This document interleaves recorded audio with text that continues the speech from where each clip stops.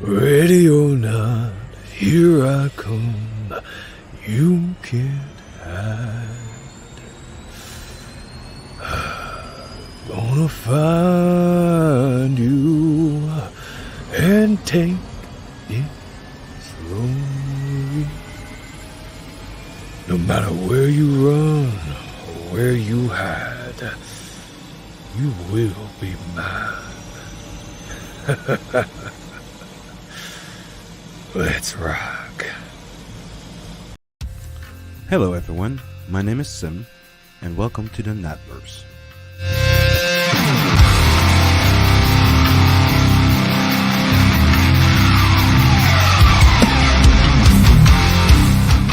Tales from the Natverse 2 is a 100-page comic book anthology series with multiple one-shot comic, introducing you to Nat the Merc and a multitude of other characters starring the Shane universe. In this volume you get 4 stories. First, Murder Doll, a 13-page short story of Loani, followed by Planet 69, Nat the Merc, where he meets Loani for the first time, followed by Metal Valkyrie, a Loani story of 28 pages, and will be concluded by Blood Brothers Part 2, now a 15-page short story. Written and illustrated by yours truly with colors by Michael Beacon, Scotsman, and an awesome heavy metal cover penciled by me, painted over by Inkspot. Arm up and join in the Natverse now.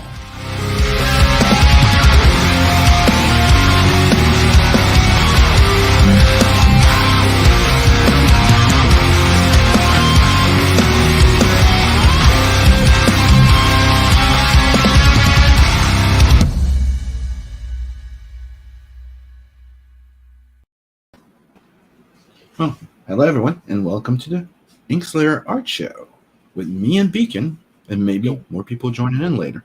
And hey yo, welcome to the stream, Ranata, and what's up, 80s made consumer.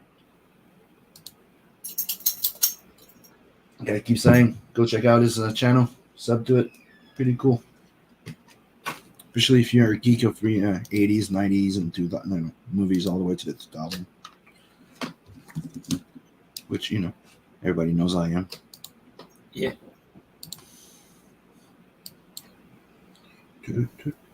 Time to go get the music.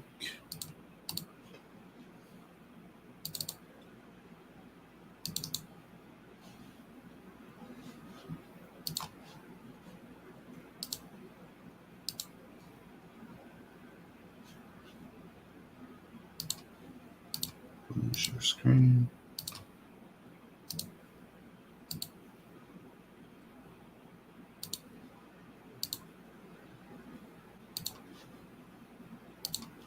And you should be hearing music right about now. Yup.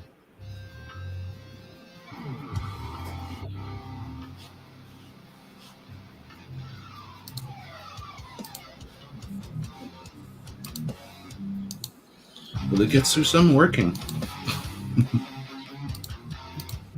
It's more done.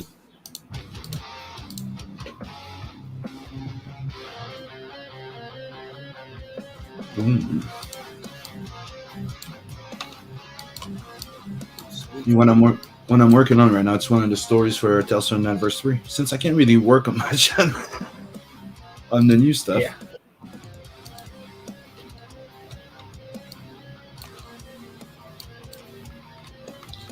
And this is the story called Screaming Metal, and just so that people can understand what it is, it's remember that little animation that you saw? That's where it's from. Okay. Where he goes landing on the planet. Remember that one? Yeah. With the rocket URFKD. So make your own assumption on what that means. Yeah. Thanks, ladies.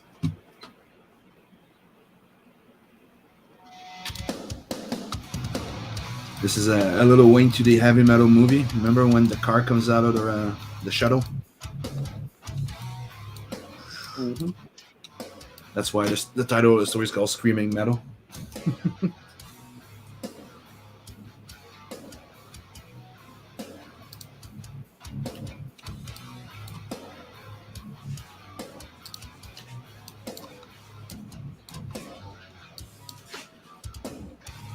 I can show this. That's one of the only page I can actually show now on the actual Tales from the Netverse 2 that I'm working on, and that's that one.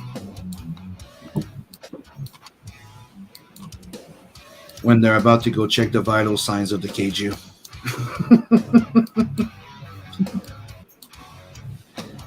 Because a little hint, they know that the more damage it gets, like the more it feeds, the more it grows, and the more it gets damaged, it does lose that growth, so it reduces. So they just drop an entire building on that thing, so they're about to go check his vital signs. Oh, dude, hell yeah, man! You have to. Vince Gussman watch it like almost religiously.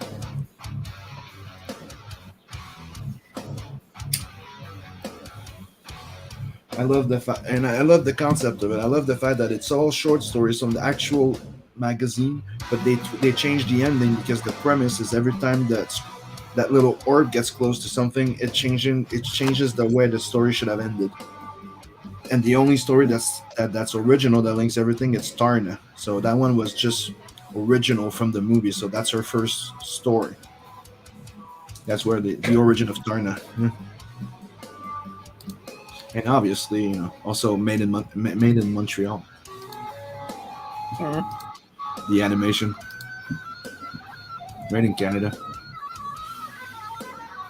I was just saying, I figured you'd point that out. Of course, dude. You know why? Because a few of them were my teachers. Oh. Yeah. Should have seen their faces when they saw my project when I was doing the storyboard and stuff like that. They were like, "Oh, dude, we totally like the vibe of this shit."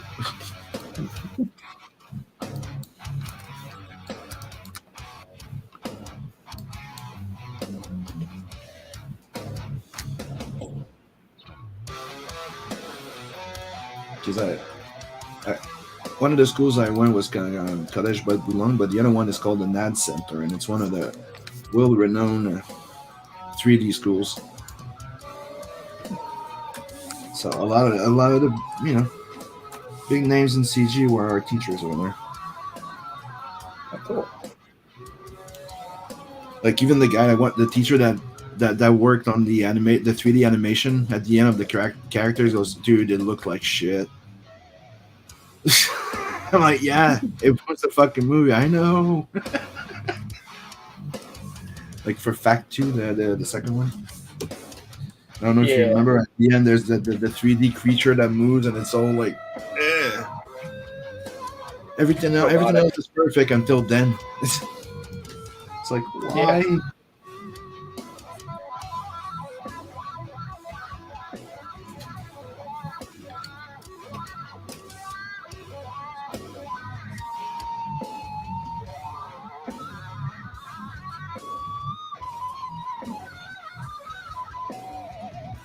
And to me, it remains one of the best, adult animated movies that we made here in the West, because it's a U.S. Canada cross production. So. Well, we didn't do that many freaking good animated movies, dude. We did a lot of like cartoons. Yeah.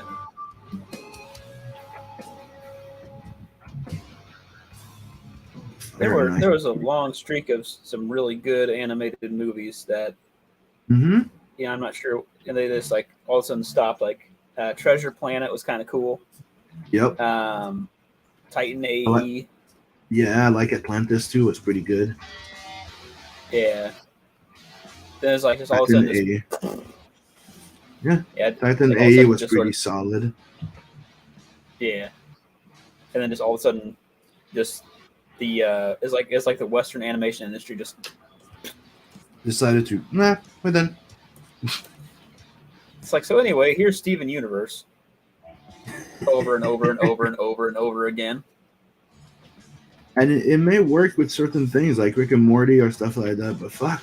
Yeah. Not everything. Yeah. Like it works with Final Space. It works with certain things. Not everything. Not because it's cheaper to freaking do. Yeah. That's all it is. Like, look, they're trying to do like as much 3D as they can now in anime and manga, try and get away with it, and it doesn't work. You can't do that. Mm-hmm. You have to hide it properly or use it for backgrounds or something, but don't, you know. To me, like a good example is like when they tried to do. It takes too much time and it's too expensive to do comic books. Let's do picture books. Remember that? Remember back in the yeah. Nah.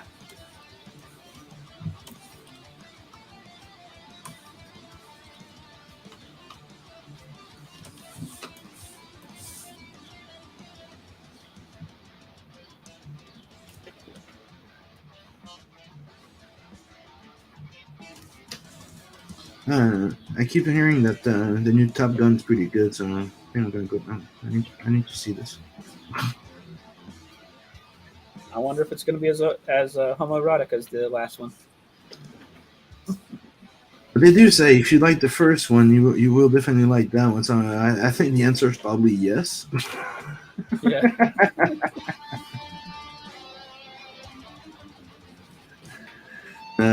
It was a really like it was a trend back then to do the shoot everything with water to make it look like glitter, like shiny.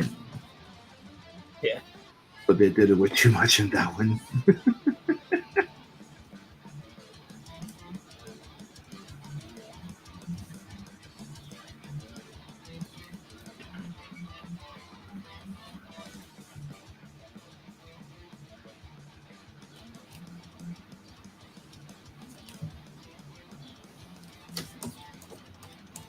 Go. Little mayhem destruction on Planet 69.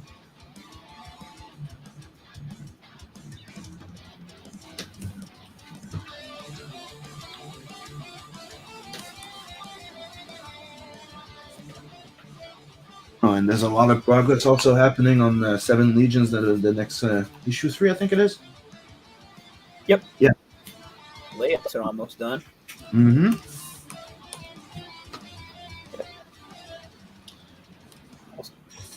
And how's Mr. the other Mr.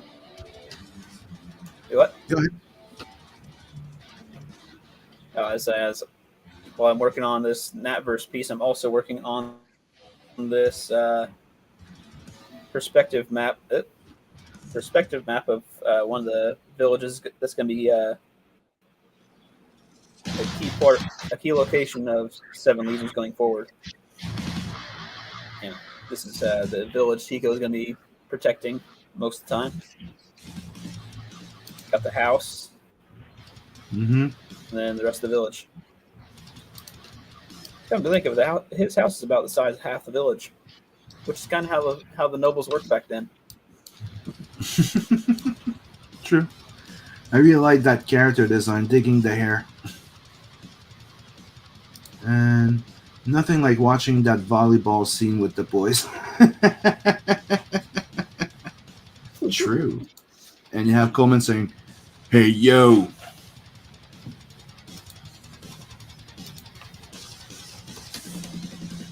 Again, welcome to the stream, everyone. Trying to keep track with the chat, but on this stream we try to do more work than chatting. While on Doodle and Chill, sit Doodle and Chill. Says it. Mm-hmm.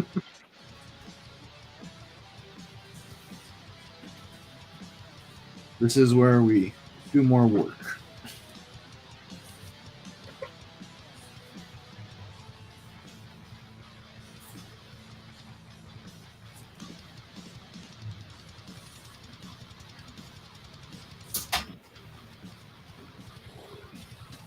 Building going down, creating a lot of smoke.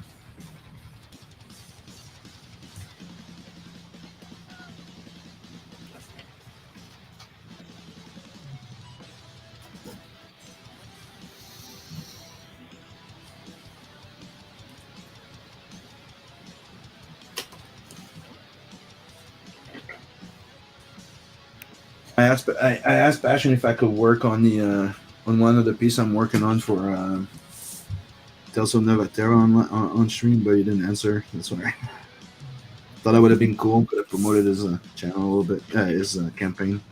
But still, go check out Telso Nevatera. Yeah.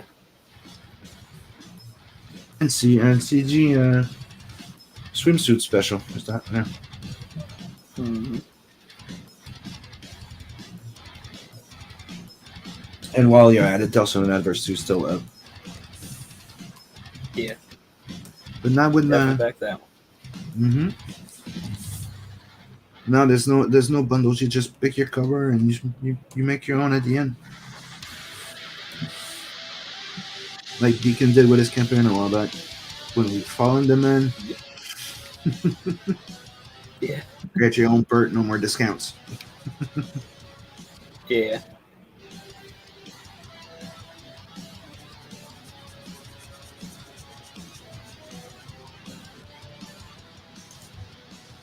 And trust me, you want to, you know, you may have backed it before, but go make sure that it went through because you know there's always ghost backers, and check out the new variant cover. You might want it. Especially if when we launch, if we the Kickstarter does well, and you might unlock the metal UV spot cover, right? Yeah. I did. It like I put it as a high freaking thing, like around I think 30K if we go there. But at that point, I can print I can order its own little print by itself somewhere else. You know what I mean? Yeah.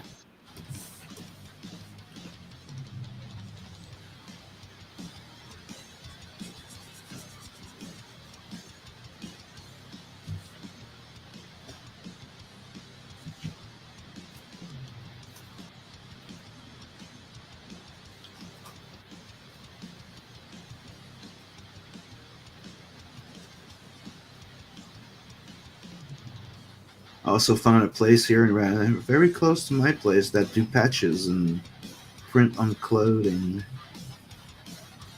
So nice. One of the things that's going to be unlockable in the it's a patch. Yeah. His back logo. I think I found something. Yeah. Yeah, I think I found something similar to that around here. But then again, with this town I'm in, you never can be too sure. And Coleman has a place next to his place that prints on metal. Sweet. Mm-hmm. There's a place where they can cut. Oh yeah. Anyways, and I'm also checking and getting more 3D printers eventually. But all in due time. You know, takes money to invest money and make money. Mm-hmm.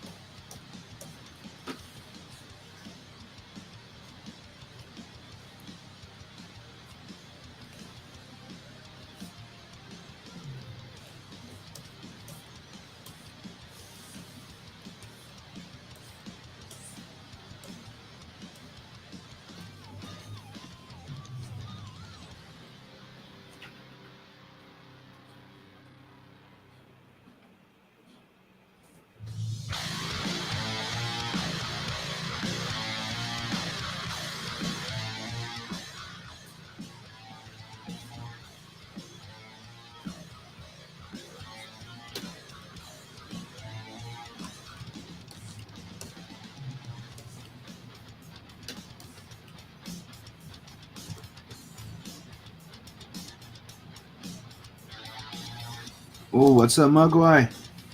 What's up? Welcome to the stream, buddy. Join with Sim and the gang. Hell yeah. And Hell Dragon Pisces. Welcome to the stream, buddy. Here I'm working on a scene where they technically just drop a building on the head of the kaiju, and then you see the devastation of the building going down.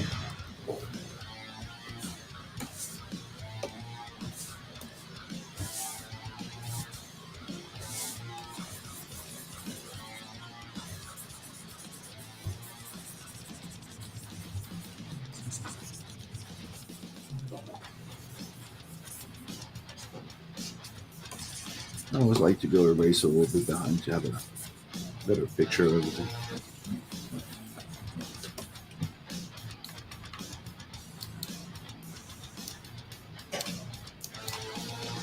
And they look at each other. Time to go check his vital signs.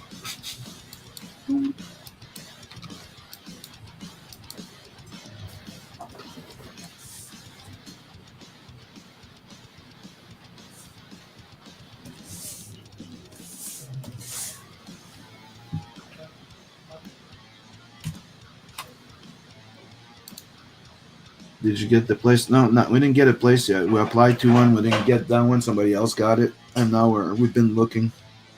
We're going to visit a few more, but there's one really nice one. It's expensive. It's like $2,000 a month, but everything is like between $1,600 to $2,000 now.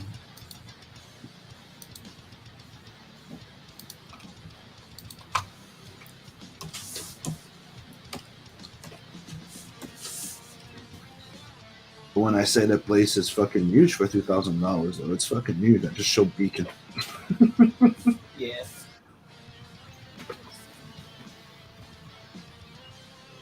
Hopefully, there's no focal length problem. We'll see that on Thursday. You know, like amplifying the. You get there, it's really tiny. No, we're still apartment hunting.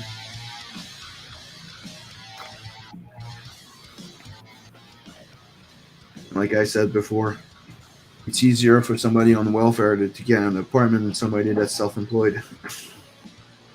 Mm-hmm. Which that shouldn't be. Hey. Yeah.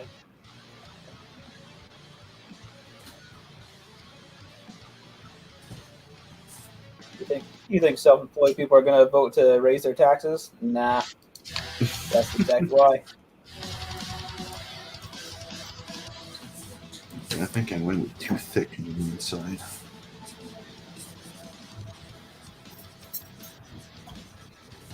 I'll correct this.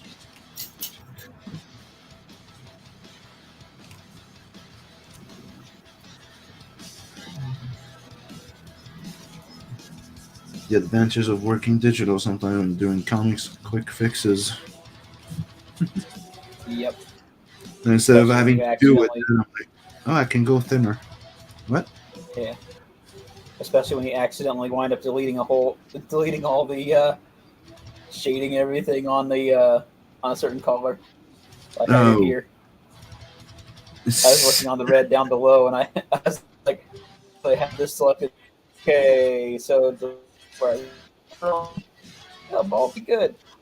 Oh well.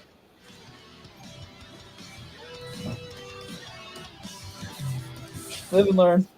Mm-hmm. And another thing that makes it hard to find a place, it's now every place don't want pets. Yeah.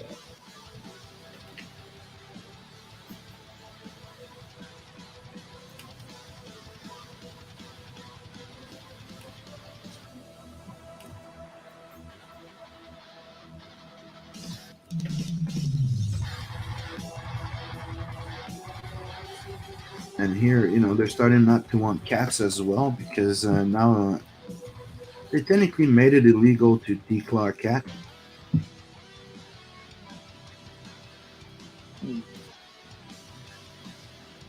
And in a way, it's understandable, but they use that as a reason not to want cats because they can claw. What? Yeah. If you tell the cat not to fucking claw your shit, you buy him some claw trees. They don't do shit.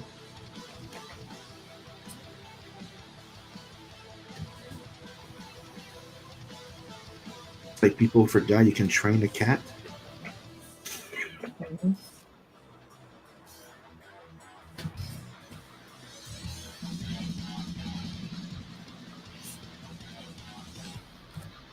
Next thing people are going to tell me it's using a water bottle on a cat is cool. Yeah,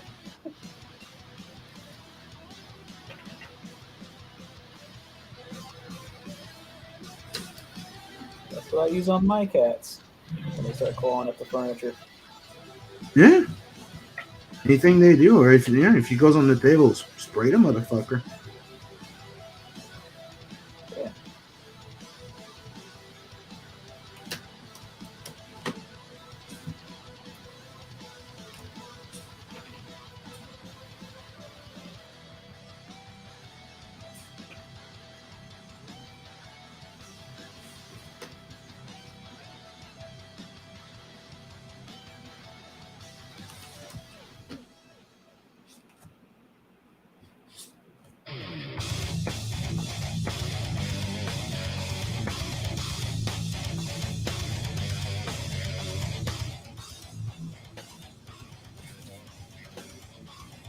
Yeah, I can't wait to see the final piece of the swimsuit special 2 finished inked.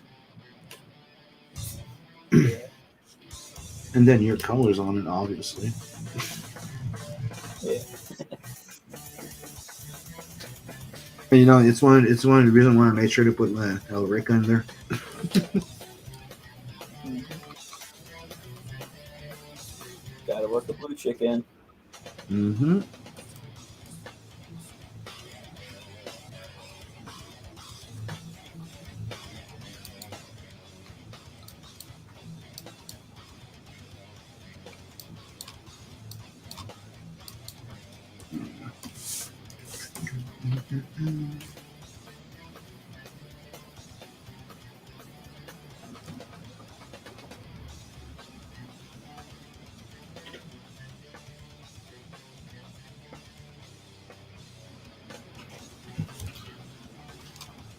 Oh, but yeah.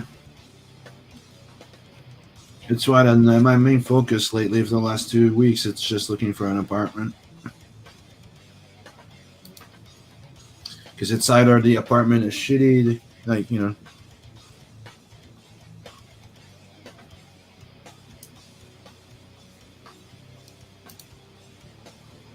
and hey yo, two pops.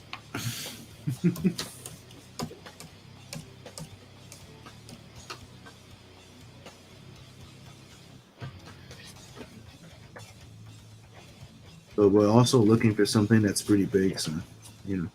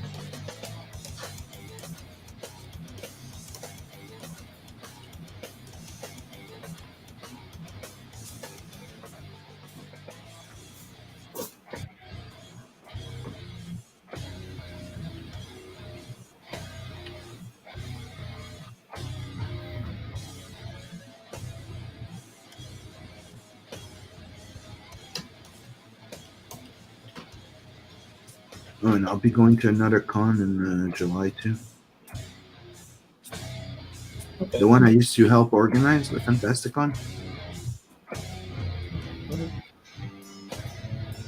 They came to see me and invited me to go back, and I'm like, yeah, I'll go. I'll be going there with Coleman.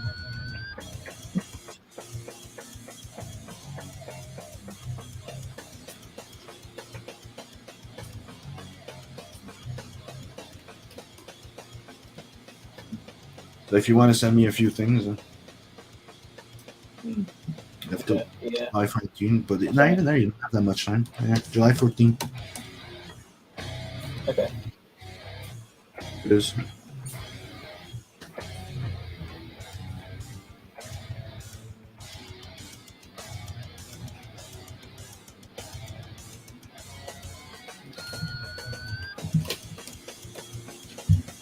Like I told you, you don't need to send me a whole bunch. You know, just to have a few samples. Yeah.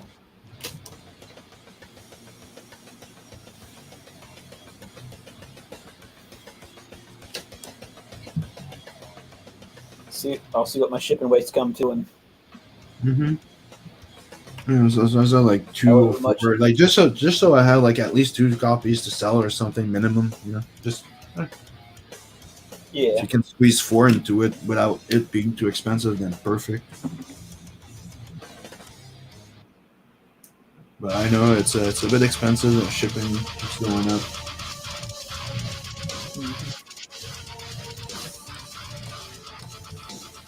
Also, you know, I didn't take too much chances with the all the international on the last campaign. The only one was the U.S. because of what we do. We can do that between U.S. Canada because of.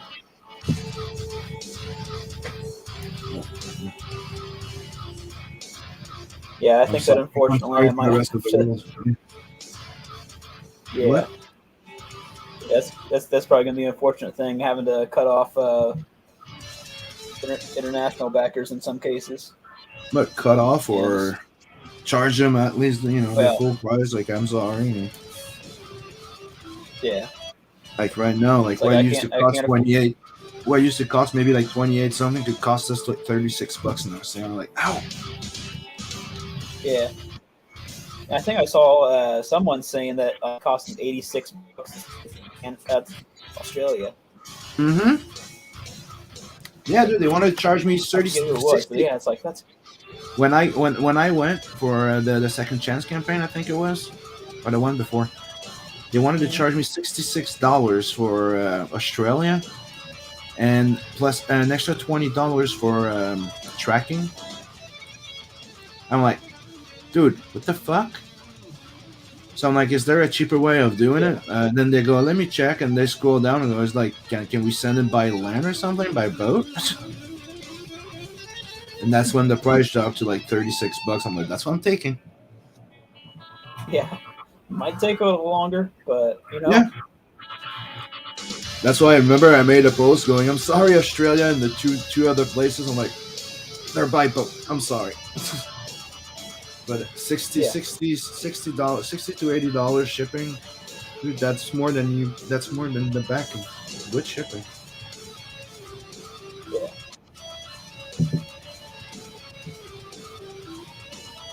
So I think I'll do from here on is just put lesser editions of the book on Amazon at about the same time.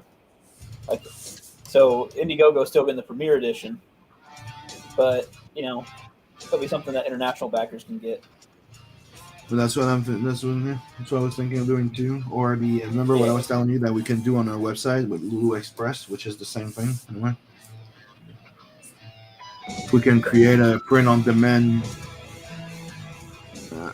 product on the website, and people just pay and fulfills. Oh, so it's like okay, yeah. Definitely want to avoid working with Amazon as much as I can. That's why. So Lulu Express does the same thing, but with our brand.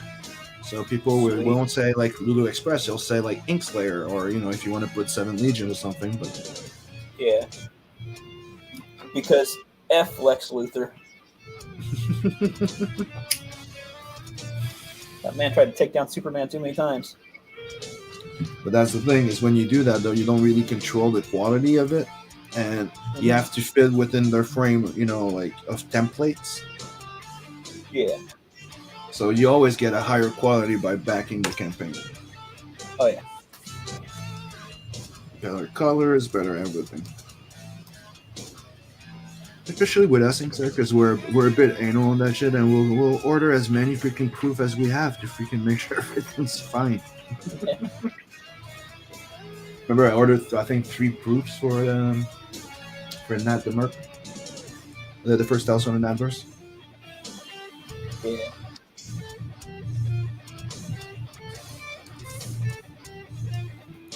The last one they didn't even charge me. They just didn't. But they just didn't. They just send me the pages. Because usually they would fold them, cut them. Like remember what I showed you? What they come in? It's like a slip case with the page individual. They just send me the folded pages.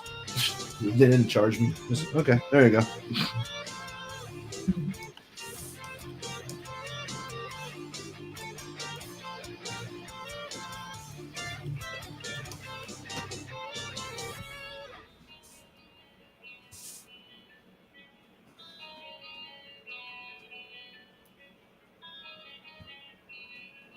Oh, and by the way, if Coleman, you're still in the chat, what you were asking me last time, how to, the principle of cutting a hole in the cover, it's called die cut. And there's some places that do it, and it's just a little bit more expensive.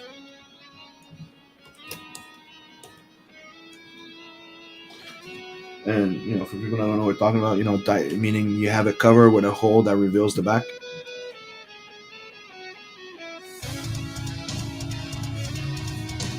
All those cool things that they used to do in the 90s. Mm-hmm.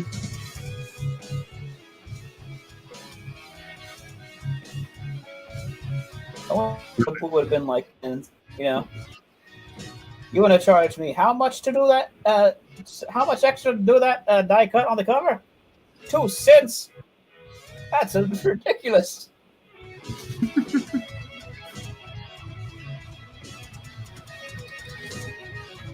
It's something I've been wanting to do. One of the things I've been wanting to try, but it's a bit more complicated. It's the fold-out pages. Mm-hmm. Having a page in the comic that folds out. Yeah. Mm-hmm. For a wide shot. Yeah. I'm thinking once I do my Indiegogo for the next 3 issues, since that'll be up to 5 issues in total, maybe as soon as that fulfills, doing a crowdfunding the trade, the 5-issue trade, and using money from that to fund the next issue. Makes total sense, dude. Yeah.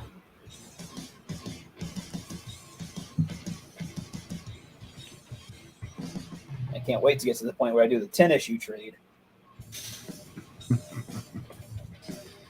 I can't wait. I can't wait till the point that the full story of the dwarf is fucking done too. Yeah. It's one of the things I can't wait and hope we find a nice place and not get stuck in a little freaking tiny place again. Yeah. So I can have room and just go settle down and just produce and start printing 3D printing as well. Oh, yeah. So we can do the Inkslayer token. We could do the 7 Legion token. Yeah.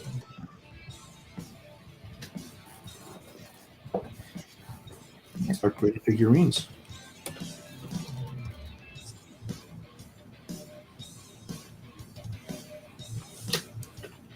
Yeah, that's one thing I'm looking forward to with my new computer, being able to do 3D modeling. Mm-hmm. My 2 things that I can't wait to try and do. It's remember the ship that I said before that it does things. I've said it multiple times, but not everybody knows. But that ship transforms. Don't ask me into what. Use my hints that I leave around. Some people pick up on them.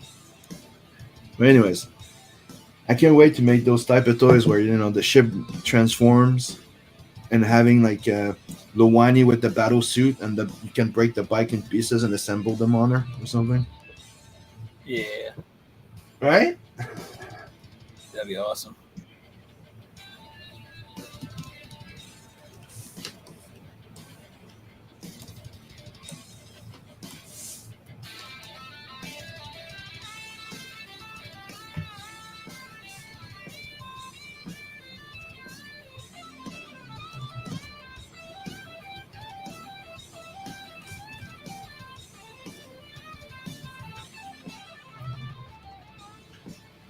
Yesterday I watched a series. Dude, I'm gonna have to make you watch it because I think you're gonna fucking laugh your ass off. But it's Coleman that showed me. It's called Super Joe. Yeah, you're talking about that yesterday. I think I saw an episode of it when I was in college. It's because actually it is an older show, I think. Mm-hmm. I never knew about it. I just thought it was funny as hell. Yeah. And the ending makes absolutely no sense, but according to what you just watched, it makes total sense.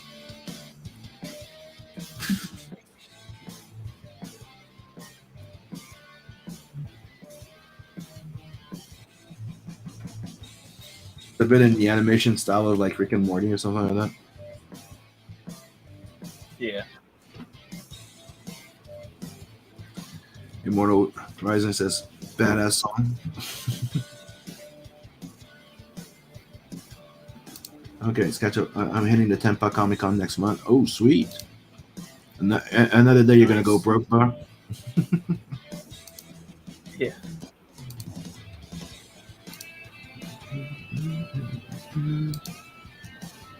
Welcome, Immortal Rising.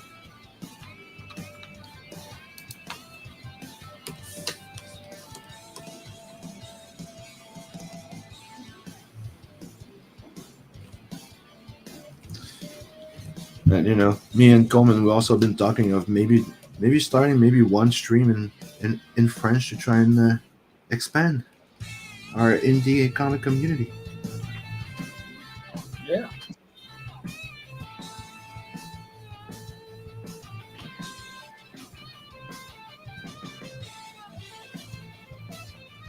More Frenchies in Comics Gate. God damn.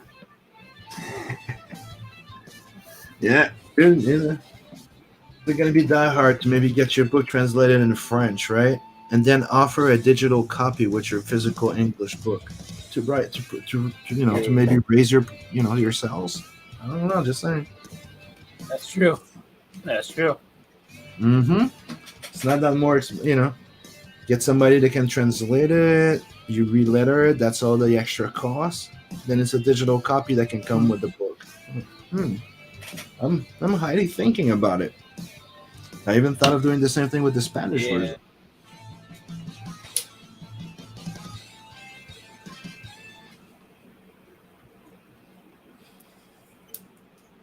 I have Dave that can do my Spanish translation.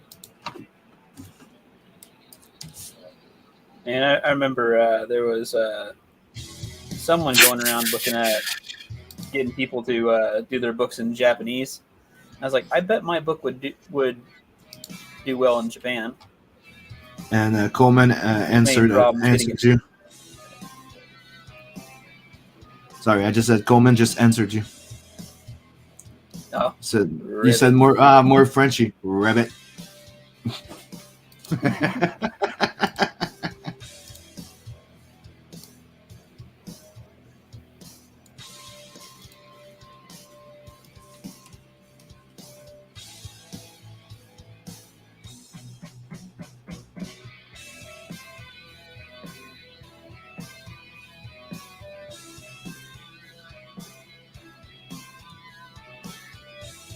I do wonder how well my book would do in Japan. Right? Yeah, main issue is just getting a translated copy printed. It could be something to do through print on demand, but then again, how to get the word out in Japan about that. Mm-hmm. Yeah. So then you could put maybe some samples in those webcomic places. There's multiple things we can do. Yeah.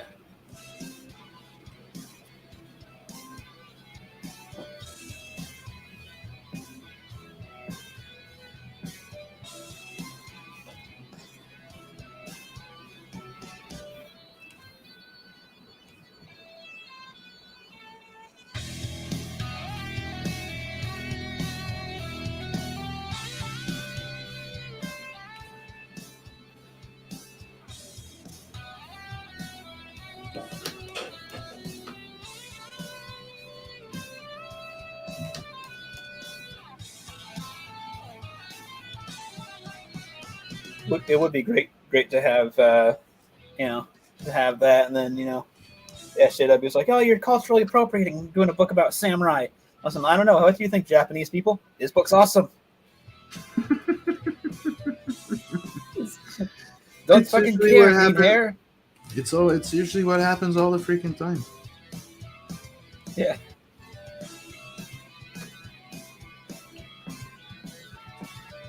Especially funny, like some history scholar down there is like, oh yes, we like how you got this thing right. Not even our own people get that right.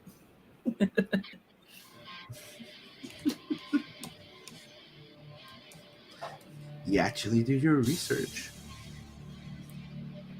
Yeah. Like there's, I got into looking at the foods they ate at that time, and it got me thinking, I need to try and make some of this stuff. Just give it a shot. See if it's too terrible. Because like there's this channel where this guy's actually making these recipes from back then. Like he talked about the amount of rice a samurai would make, or a samurai would eat in a lunch. It was a bowl. It was a bowl about this wide, stacked about this high. It's like they would eat all that rice in one meal. Mm-hmm. It's like, well, it makes sense because they burn that many calories, but damn. It's part of their main diet. Yeah. I love rice too. Yeah, they would eat they'd have a soup, some fish, and some rice. That'd be like the typical meal for a samurai. But like the peasants, they'd have all sorts of other grains that they would eat. They'd mix it together into a porridge, and according to the guy who made the video, it tastes awful.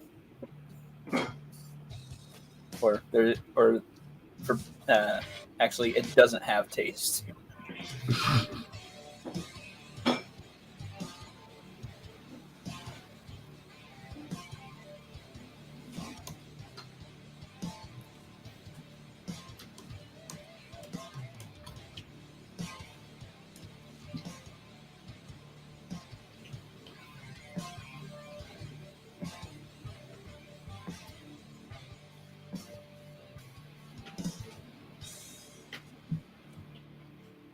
But then, this guy made a recipe from the actual ninja scrolls, and it was basically a medieval version of a protein bar.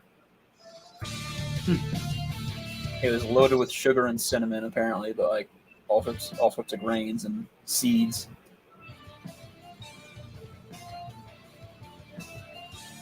It sounds interesting. Yeah.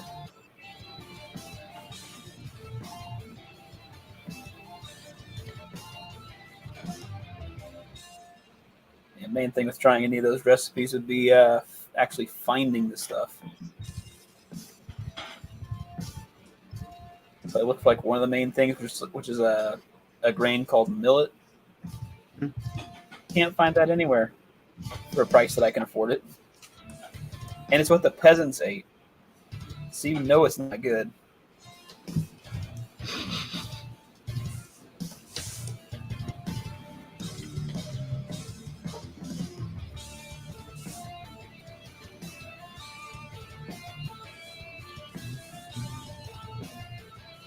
Oh, we have Ace joining the chat. What's up, Ace? Hey. Hey, yo. Oh, no. It's a thing today. Yeah.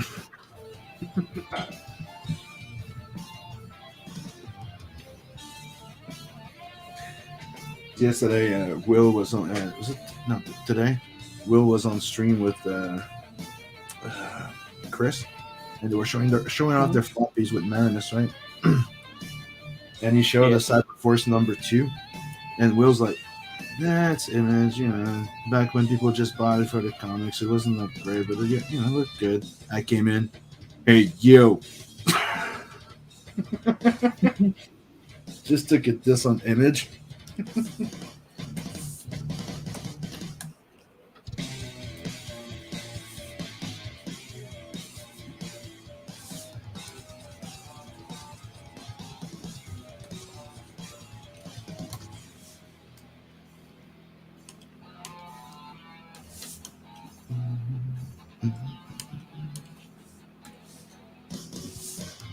No, if I am actually able to make some of those recipes, maybe I could try it for food news. Mm-hmm. Actually need to start getting on Hardline again. We call it I keep the falling asleep Beacon's. before then. We call it the Beacon's food oddity,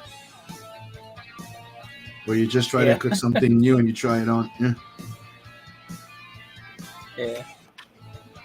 I heard that they used to try this back in the day, so I decided to reproduce that. Let's try this.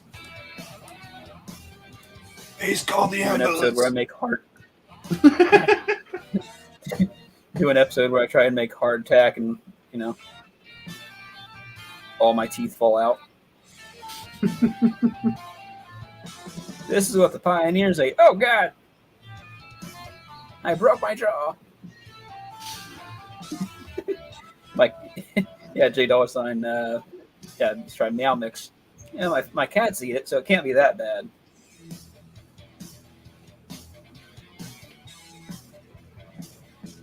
What's up, J Money?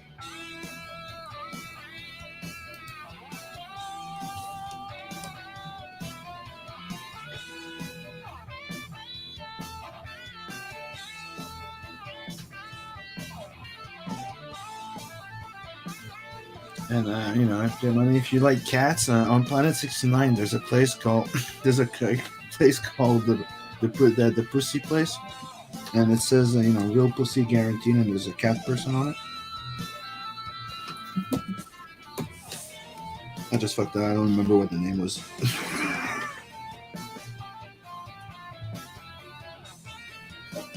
But it says 100% real pussy.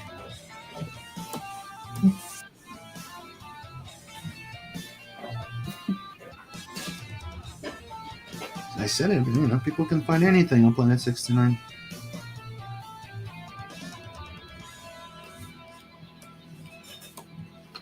Birds eat rocks. Can't be that bad. Yeah, that's true.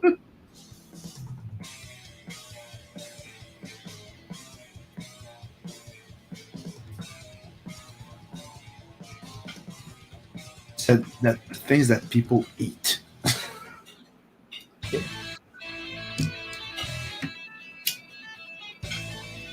But we do eat that said bird. Gasoline. Yeah, we do eat that said bird. That's true. And like they say, you are what you eat. So if birds eat rocks and we eat birds, then I guess you can probably eat rocks. Possibly, yeah. The math works. The logic works. Yeah.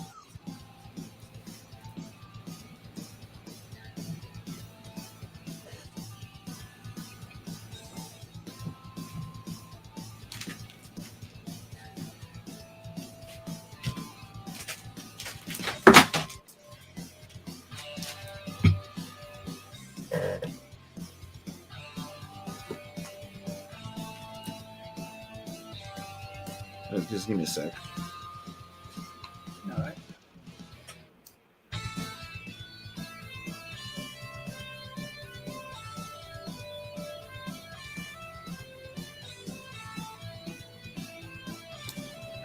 All right, my kid just walked in, to drop my plate. I'm like, it's not time, kid.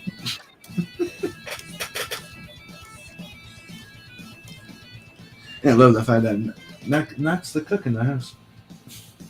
Nice.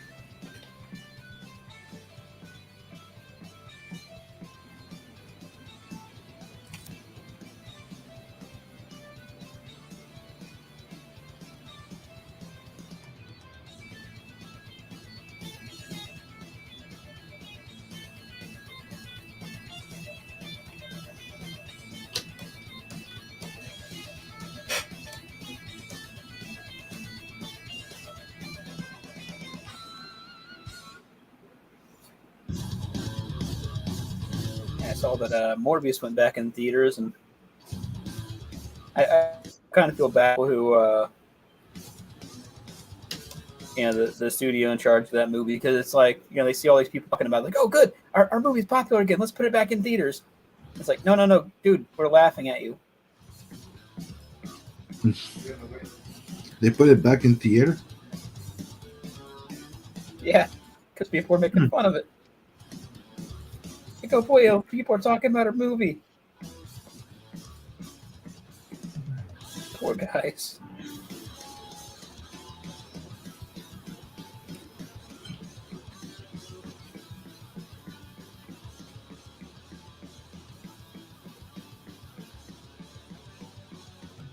I don't know, I haven't even seen it. Yeah.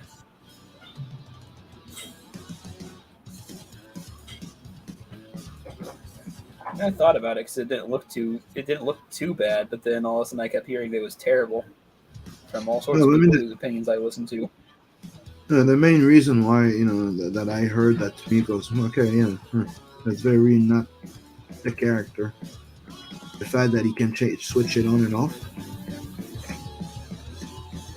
Yeah. Morbius cannot turn back to human. Yeah. That's not a thing. But that did give him the chance to use his. Yeah, that did give him the opportunity to use his faint line. It's Morbin time. Did he do that for real? Yeah, he apparently said that in a post-credit scene. Yeah, he said he actually said it's Morbin time. I thought it was just a meme thing that someone came up with, but then like I saw the post-credit scene. It's like he apparently like he has a fight with Venom. Or it looks like he's about to get into a fight with Venom. Venom puts on the Venom symbiote suit, comes up, and all of a sudden he switches to Morbius. He goes, "It's Morbin time," and he just sort of goes vampire mode. Okay. Oh fuck. Yeah. That's so stupid.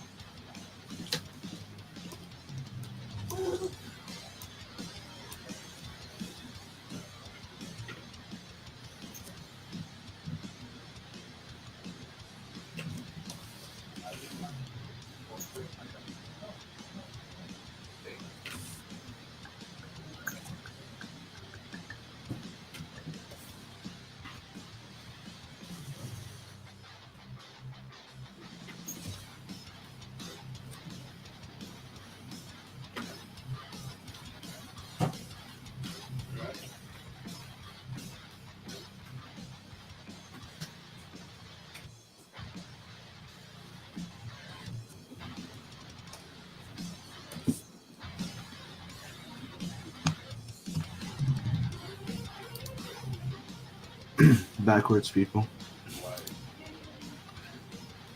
What are forward people like? Not much different than side people.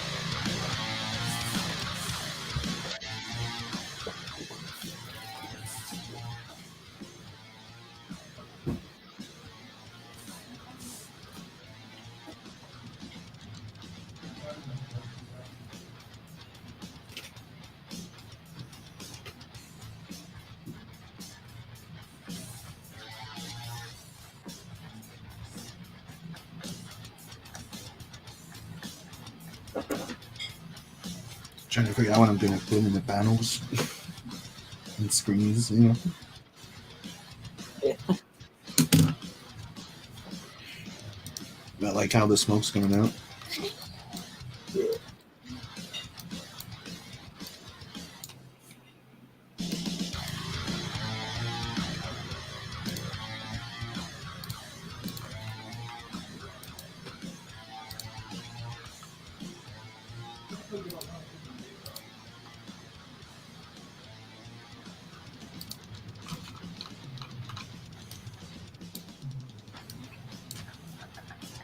That's the kaiju they're facing.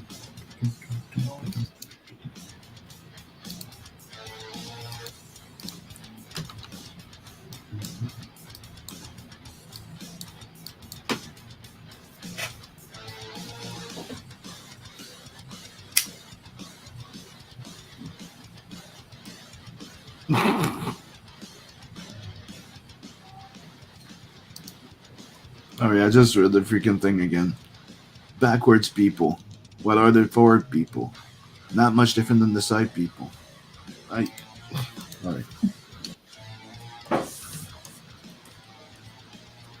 For some reason, it kind of scrolled up and said new messages, and I'm like reading them. Like I'm reading the thing again. Yeah.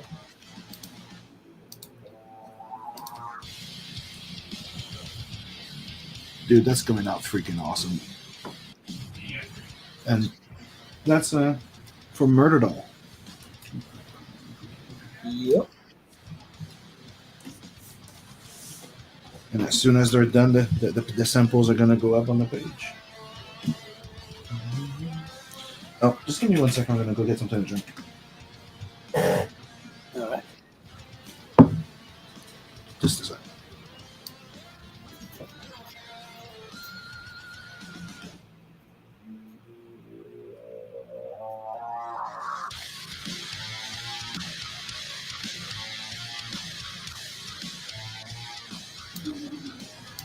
And I'm back.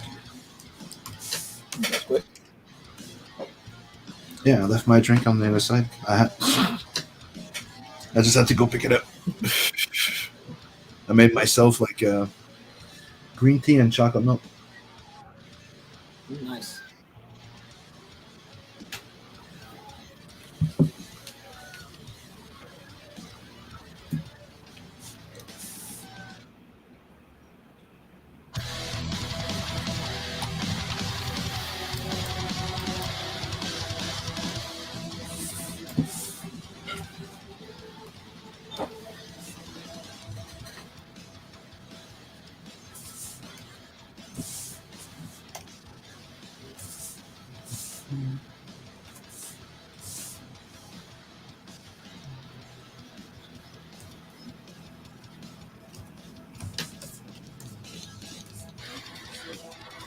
Yo, X Allen.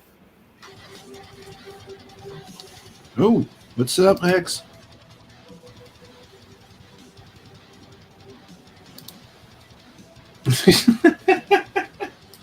No, actually, dude, it's pretty goddamn good mixing green tea with your chocolate milk. It's the same thing as a bubble tea, dude. Okay. Except I don't really like the bubble, the thing that they put in there, like the gelatino thing. So you just mix like Yeah. half chocolate milk, half green tea, and I take the green tea with the honey instead, like the Arizona one. And it's the same thing as a bubble tea. Okay. And it helps me digest that dairy product because I have all the dairies. I'm not dairy intolerant. It's just if I take too much, I get bloated. It's not fun. So if I drink coffee or something, it has to be milk, 2% milk, not cream.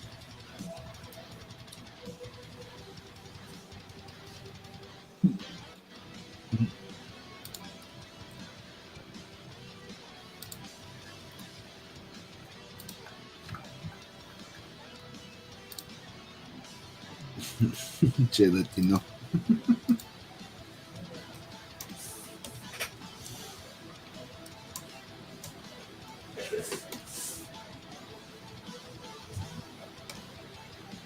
Oh, you and your dang French moon speak. He's just jealous because you're not understanding. What he said is, I played to throw up with that one. Yeah, you want a bowl to throw up with that one? You know.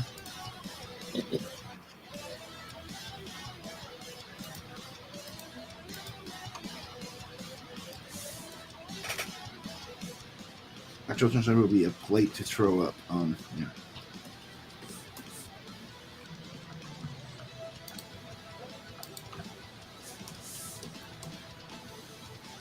Yeah, I have to try that next time I get green tea.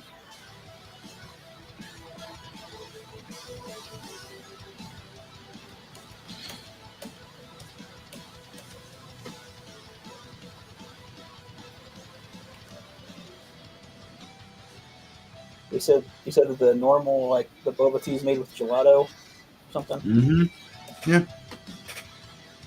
Okay. No, he Which has makes it those. funny that when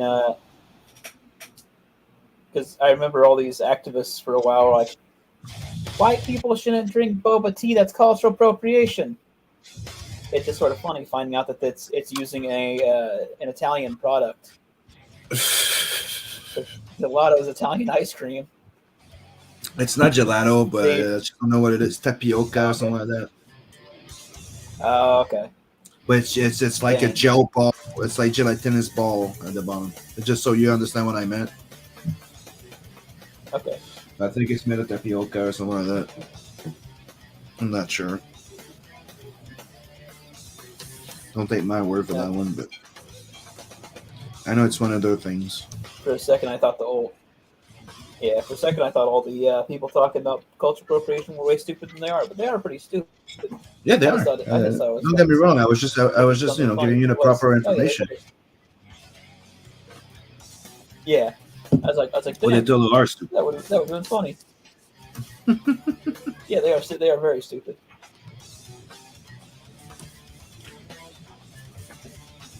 It's like it sort of shocks me when I find like normal people spouting about cultural appropriation stuff. You know, not like,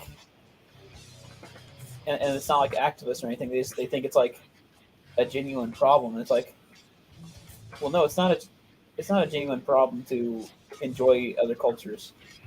Yeah, and Like, that that's what you we're get supposed to enjoy. offended for. The actual people don't get offended by it. Yeah, They even think it's endearing. it's yeah. And it's like I get it if I were to be like wearing a sombrero and getting in a Mexican guy's face, like ooh, the cucaracha or something like that. Mm-hmm. But like that's not what's going on. It's just Nope.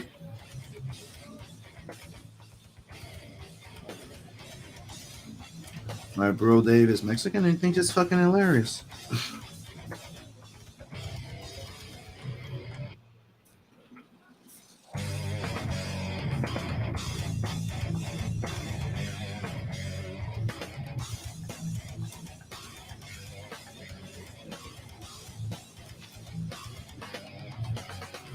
I did find it funny years ago when they had that thing at that art museum where people were allowed to try on kimonos. Mm-hmm. And all the activists were set, and not a single one of them was actually Japanese. They were from all these other Eastern countries, and all these Japanese people show up like, no, we like it. It's like, no, feel free to try it on.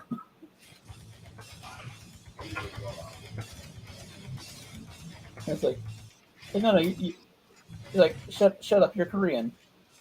Koreans and Japanese don't normally like each other.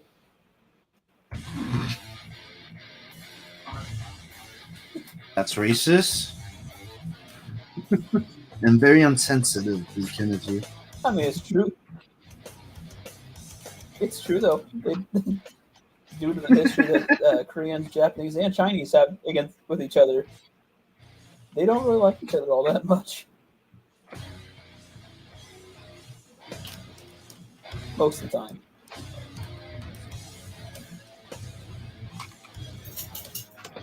Or sometimes.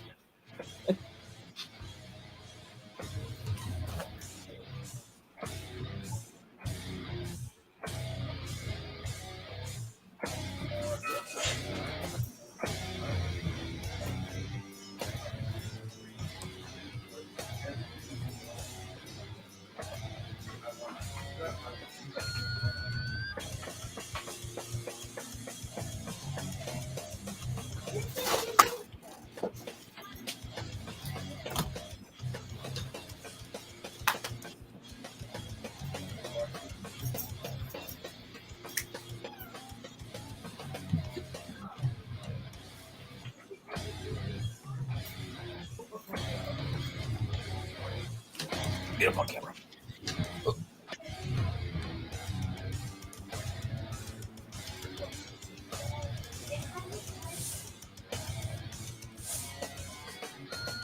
Lobo's here.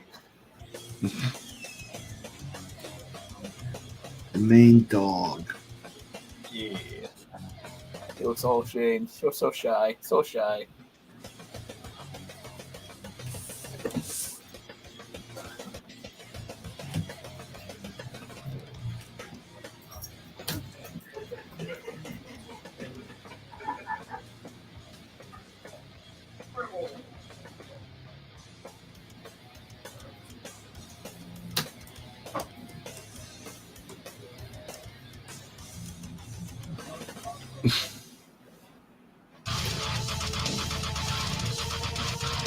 Coleman's like, maple syrup puts in for everyone.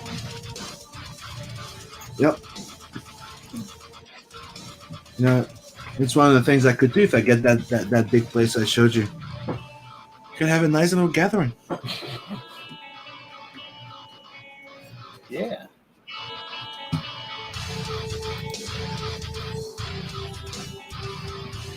What's up, Bill Ryder? Okinawan ant swears the What's Okinawan ant swears the Japanese.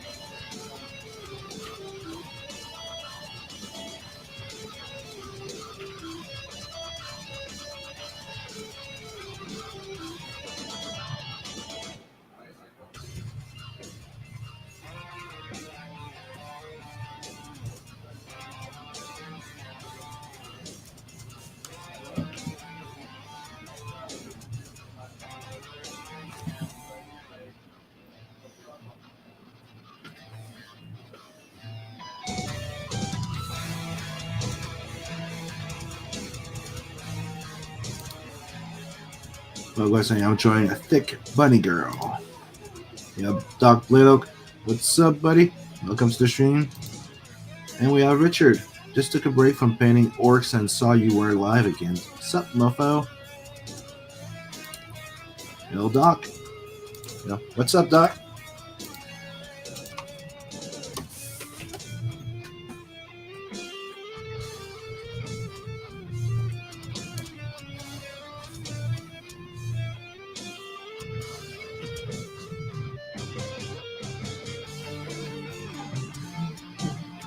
Drawing a thick sandwich.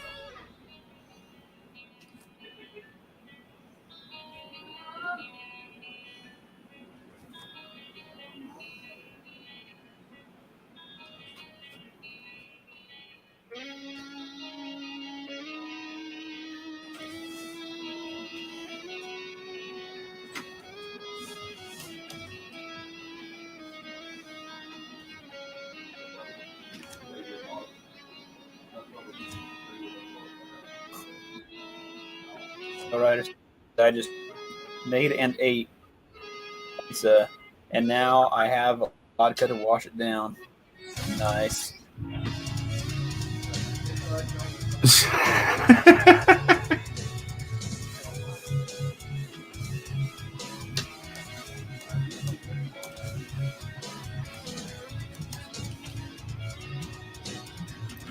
But he's always dealing with fitness and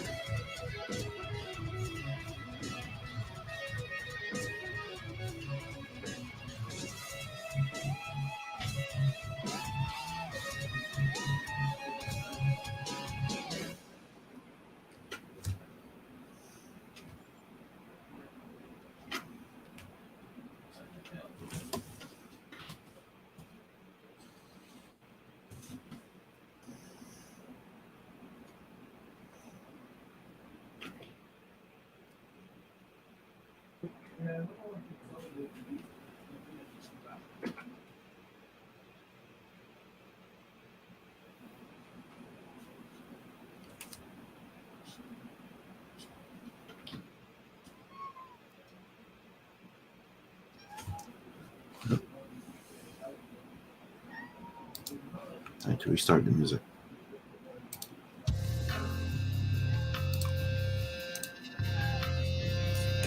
I got to put in the loop.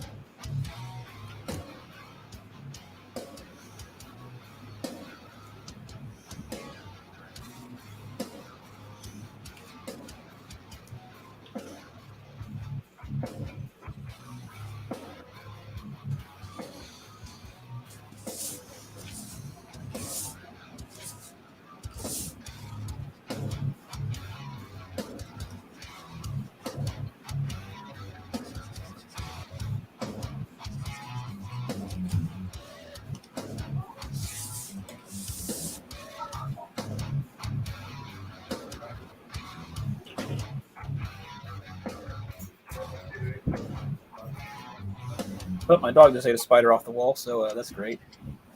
It's protecting you, dude. Yep.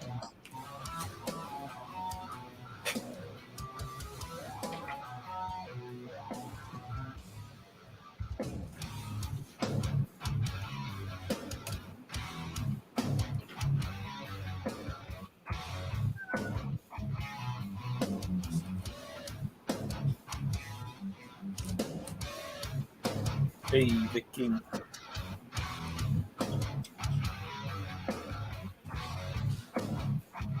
Catch up a little bit. There you go. My favorite stripper is out of town on a hiking trip, so I'm eating all the unhealthy things. What's up, Vic? Elsim and Beacon, what's up? Comes to the stream, buddy.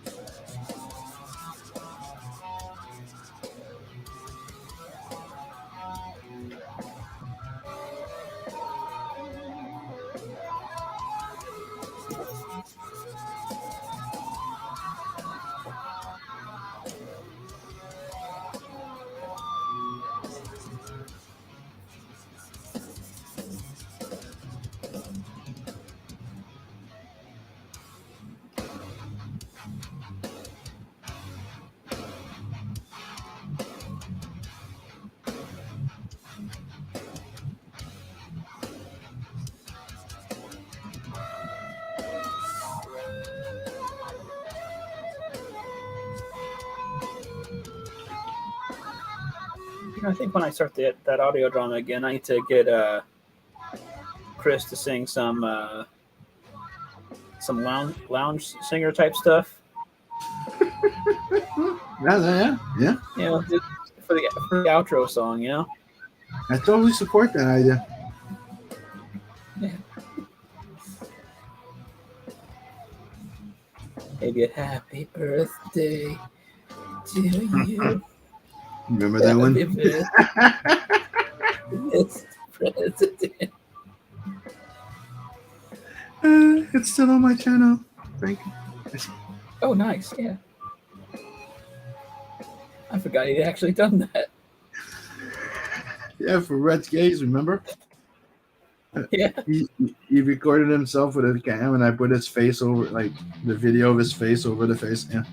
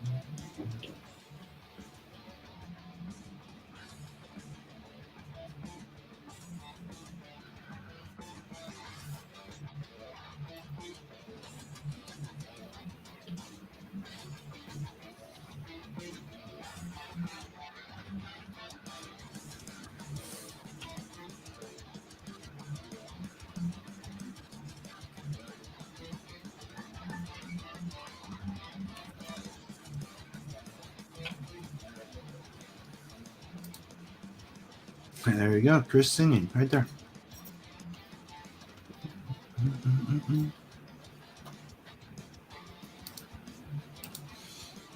Then you see the new diva. There you go. Singing diva.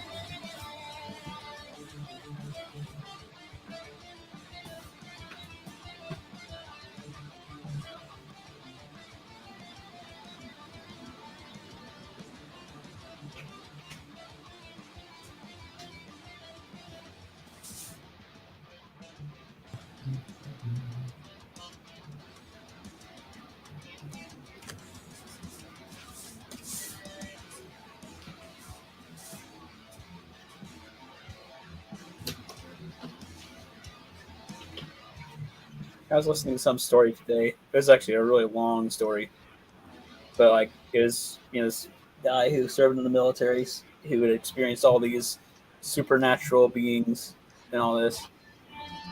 But it got pretty entertaining. At one point, he has a buddy who's in like a Mexican gang, gets into a gang war with another Mexican gang. His friend gets killed and disemboweled, and so after the guy goes into hiding.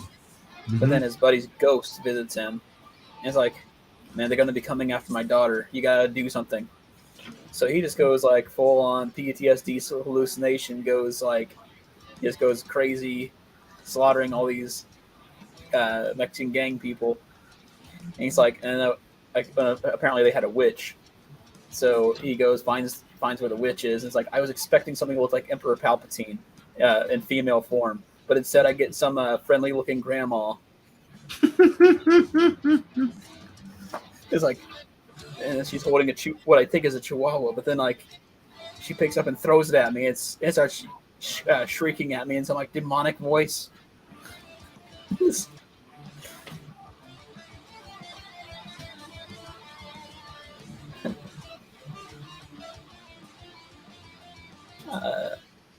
was it?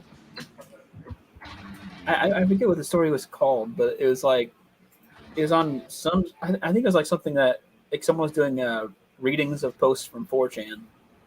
And then of course there was one story about a bodybuilder who he moved into a haunted house, accidentally woke up some spirits, and because he's a dumb bodybuilder and doesn't react the way a normal person would, the spirits become afraid of him. Okay, so he And like, bullies the. and he bullies the ghosts, and then he winds up getting tired of them being there, so he calls an exorcist, and the exorcist says, "Oh, these are the spirits of people who, as a last resort, because they're about to be evicted, did a ritual to summon a demon to mess with the landlord." Um, so the bodybuilder goes, finds the landlord, threatens him, um, and the landlord ends up giving the spirits what they want. So then at the end, he's getting some milk from the refrigerator, and he looks into the kitchen, and he sees all the spirits just sort of smiling at him, like, "Thank you so much." He walks out of the room, walks back, and he goes, "Holy shit, you guys are real?"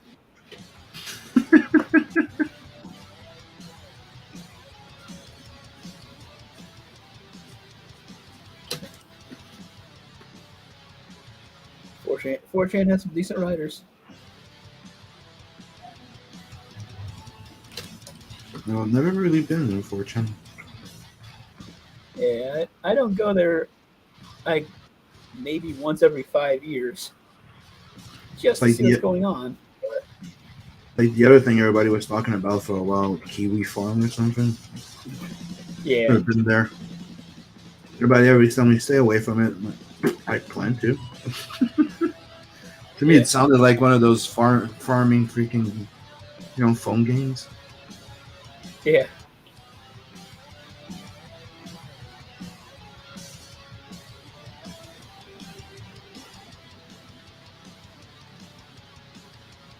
Sometimes I like to take a little bit of a break from the news and focus on something lighter. Mm-hmm. Horror stories from 4chan.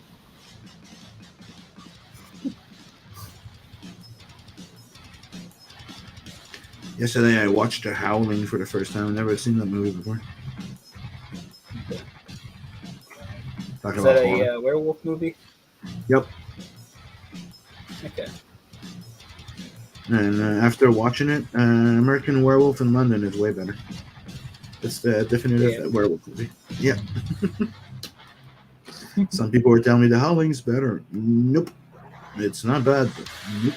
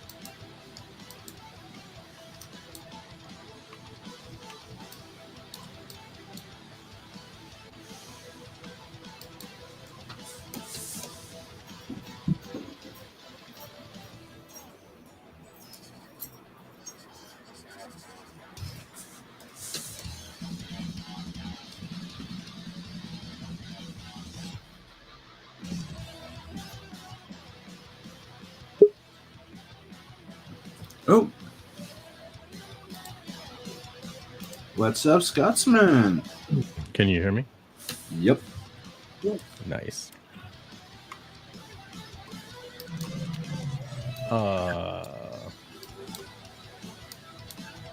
My internet's been shit.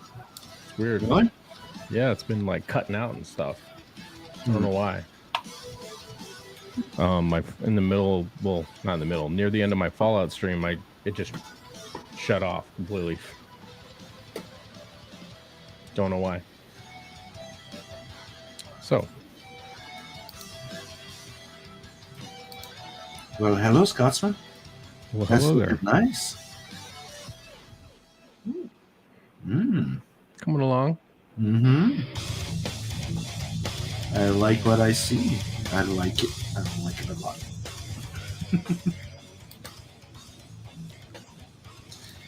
See, there's a little mayhem and disaster on the Planet 69. Just a little bit. Just a wee bit. Just an entire building just got dropped on the head of a kaiju. And now they're about to go check if he has vital signs. Whoa, that's a little anti-Semitic, don't you think?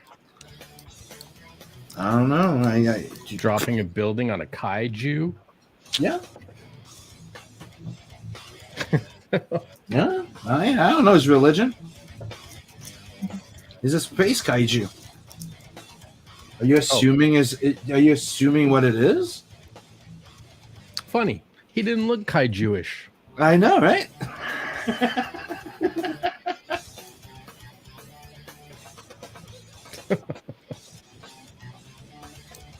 Doesn't look kaiju-ish. I don't.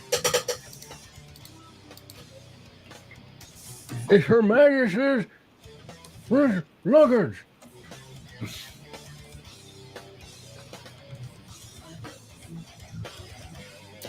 Yeah. Spaceballs. Mm-hmm.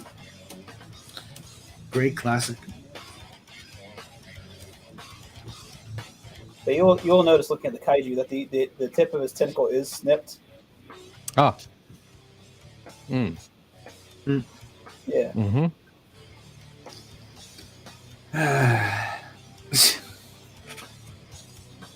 Good to know that he's keeping with the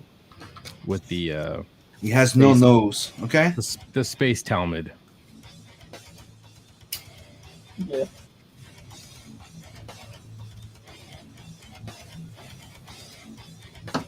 So what you're saying is he's come to Planet 69 for their gold. No, for their air.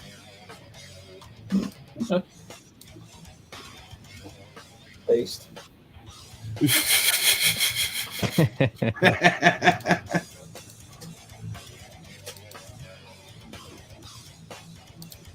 Go, man. Mordecai Jew.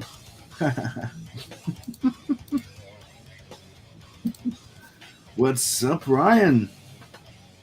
Saying sub gangstas. What's up, man? Yo.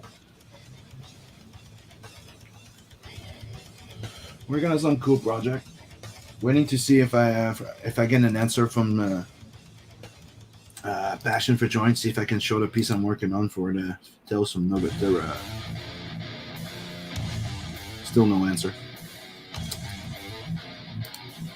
So I guess they're not gonna say that today. But you did. It's in our Discord.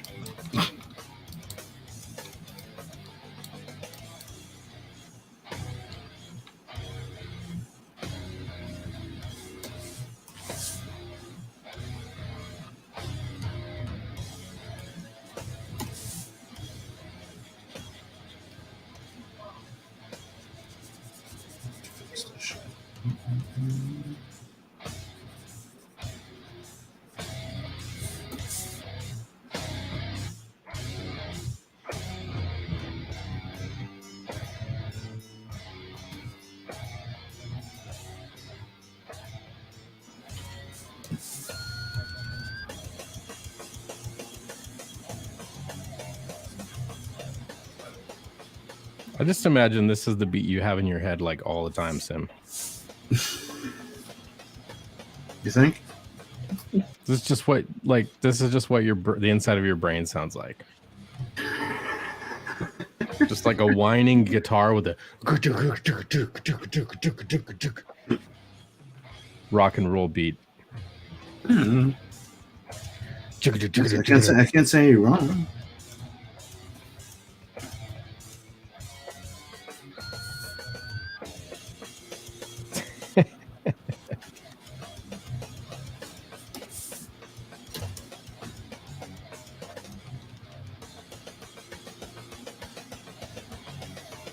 Metal is my favorite music. I thought you were going to say is my favorite material at first, but then, it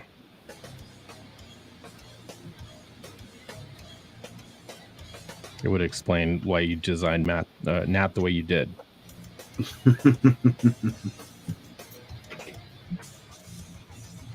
Well, it does, and I keep saying it. He's fire and ice, baby.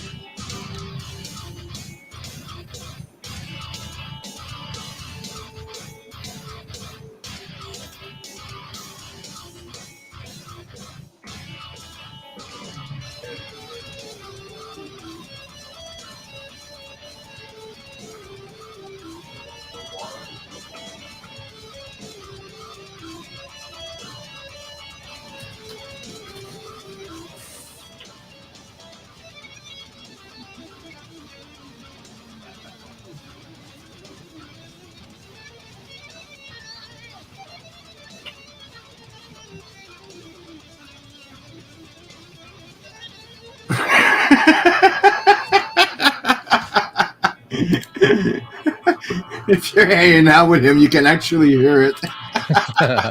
This is true. I hang out with Sim all the time. This is absolutely true. It's also what Coleman is like.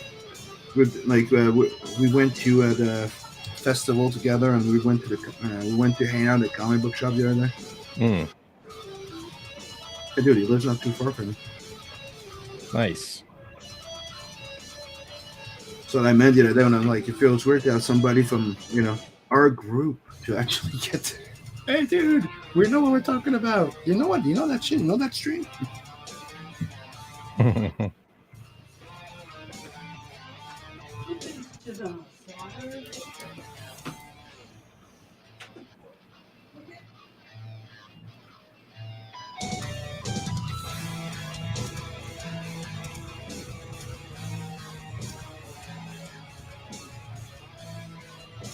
I just said there's not a lot of people CG in our area, or that know about it. Period. Drift. Yeah. If they know of it, it's probably Wikipedia. They're like, it is a hot group.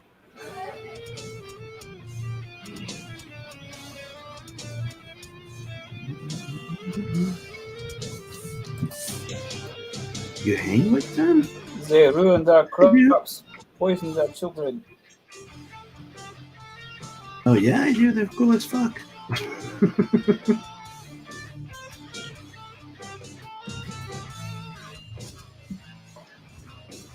Kind of like the same type of shit. I don't know. It's weird. Shit happens.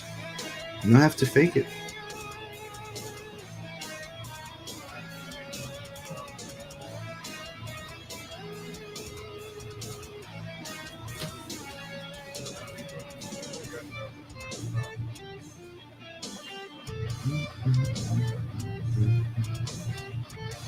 I mean, I'm just freaking fed up that they're making everything political right now. It's fucking annoying.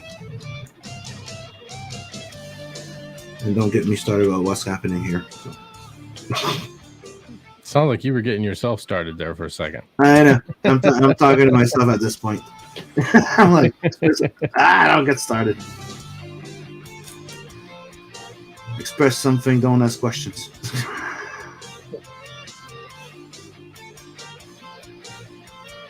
Don't want to end up in a gulag, you know? Ah, fuck. I've done it. Depends on how good the food is, I guess. I don't know. No, sounds like a lot of spam. Well, it wouldn't be that much different.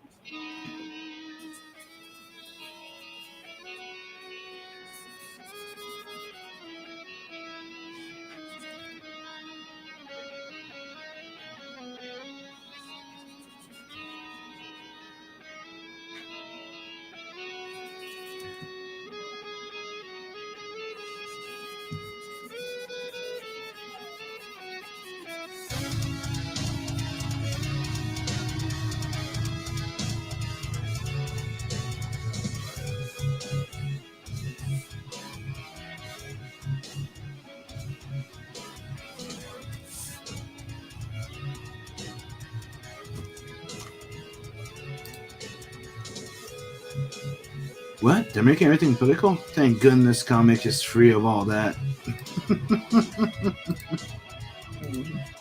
Yeah. Yeah, you need to put indie comics in front of that. Please. Yeah.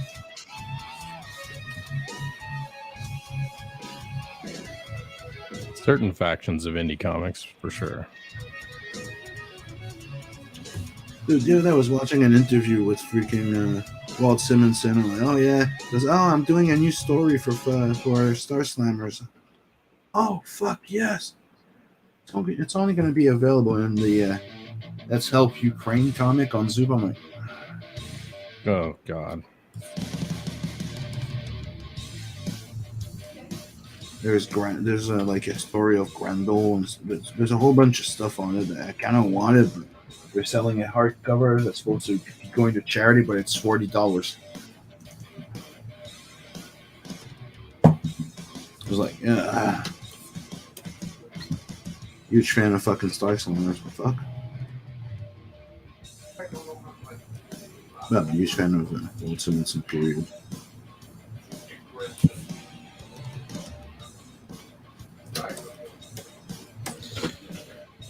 Richard came over the other day and he saw, I showed him all my freaking omnibus. Was like, fuck.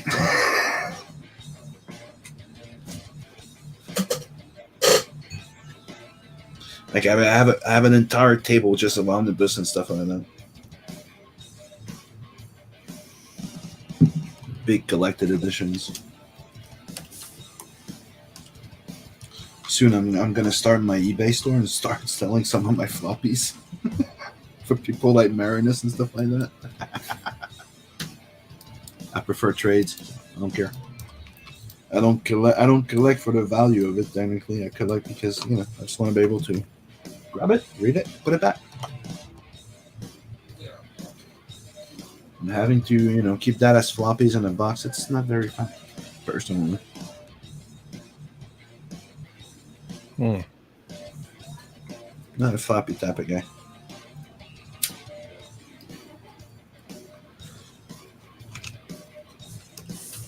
If it wasn't so goddamn expensive, I'd go with rigid covers and that's it. Dude, I check on it's almost double the price of regular printing. It's cheap. I might want to do it one day. Yeah. Mm-hmm. Definitely do.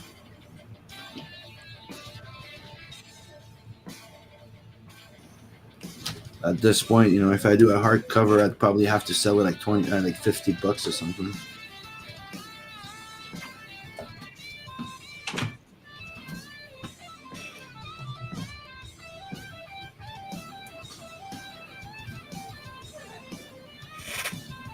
$55 for like an 80 to 100 page hardcover. I don't know.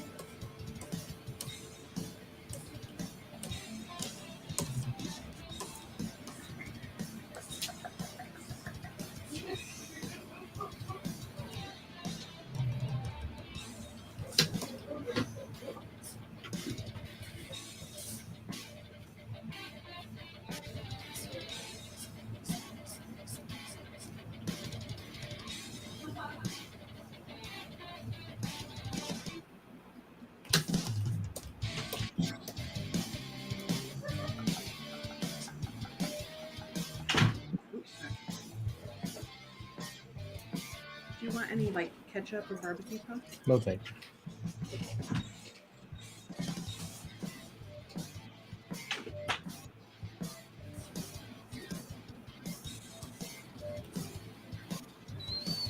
Oh, almost at 9:30 already.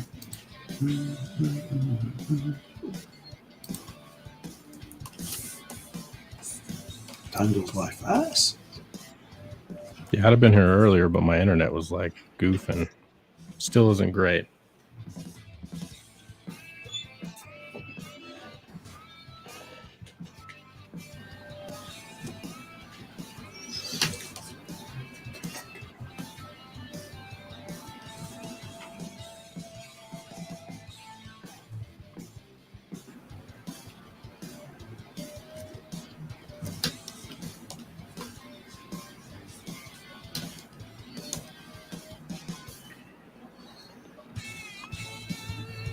Oh, there are a lot of progress on this page, I think soon.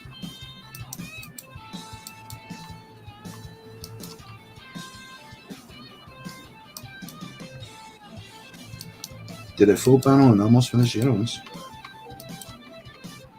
But so I go in and add more details. Nice. I love how Beacon's camera is like pointed at the ceiling, and all you do is see the top of his fro. It's so great. I just gradually throughout the stream just sort of gradually sink down throughout the stream. You're like a big red sinking I don't ship. even realize it's yeah. He's like, you're just like a really old ginger-haired lady. You're just like, you got like knuckles on the steering wheel. You're just like looking underneath it, not even over it as you drive. Yeah.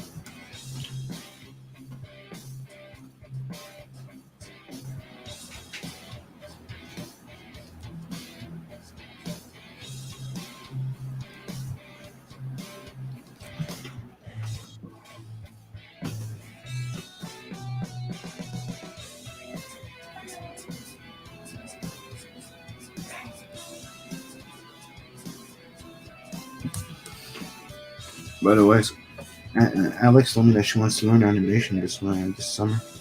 She wants me to teach her animation. Oh yeah. Mm-hmm. Awesome. I know, right? Finally.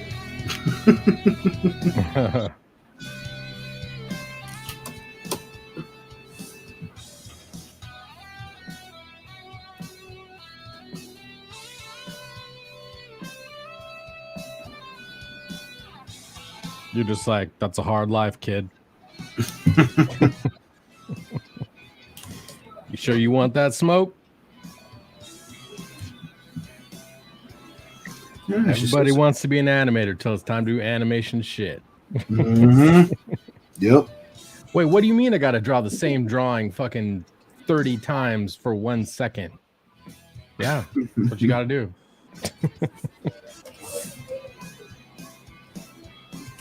I like her answer though. It was like, she wants to be able to, work with us. Huh.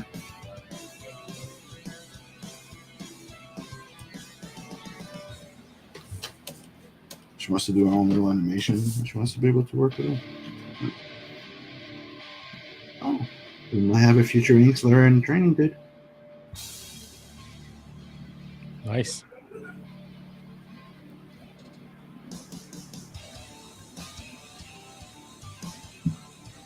Oh, what's up? What's up, Emmanuel?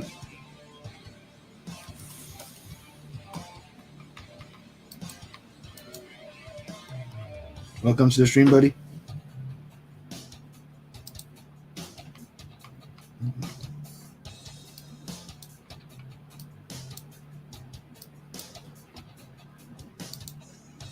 I'll show you guys the glimpse of the page that comes after that one.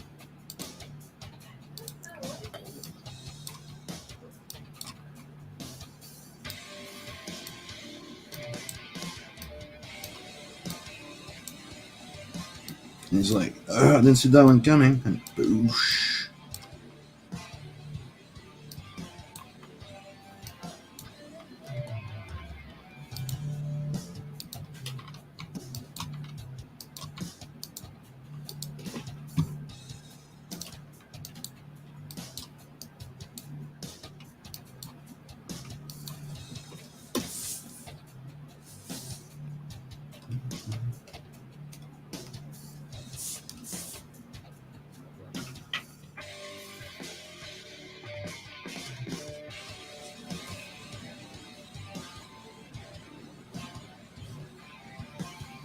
Manuel's another comic book artist from my area.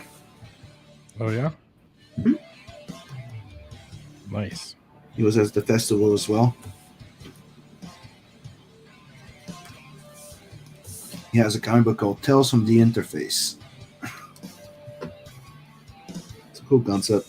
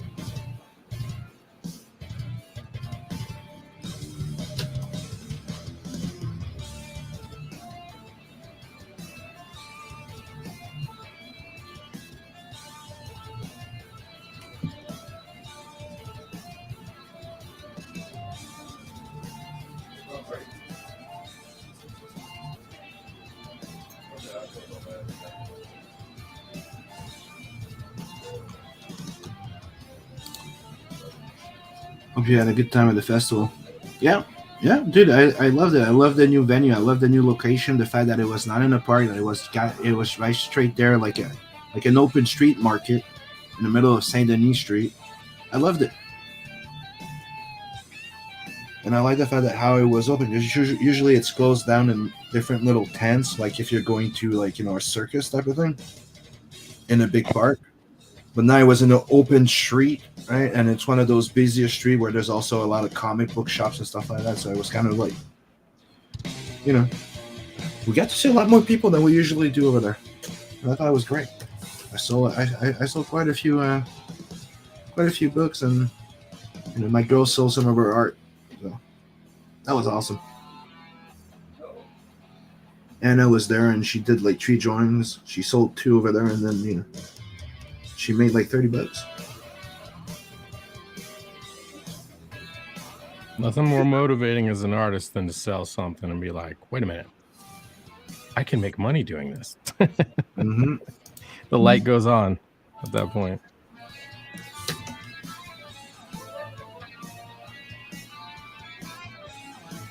I think it's fun. I think it's funny, but it's fun at least that there's some of the kids that actually do, part of my trade in a way. My boys don't, but the two girls do. It's fun.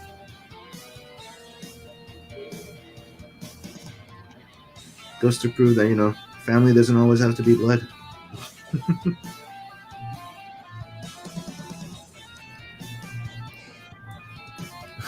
Even Coleman. She was so proud. It was nice to see. Yeah, I know.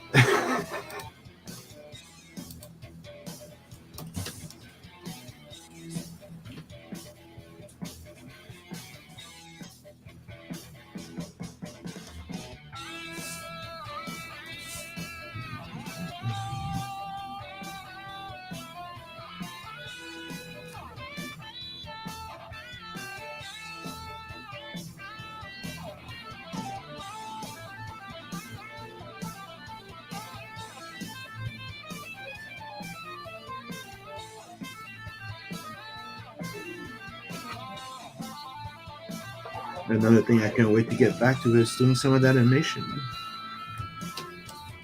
But, all in due time.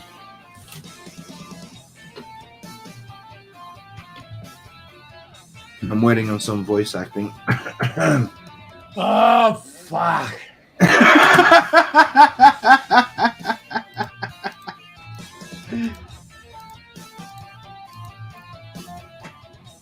He was like, I'm gonna go get a smoke. I'll be right back.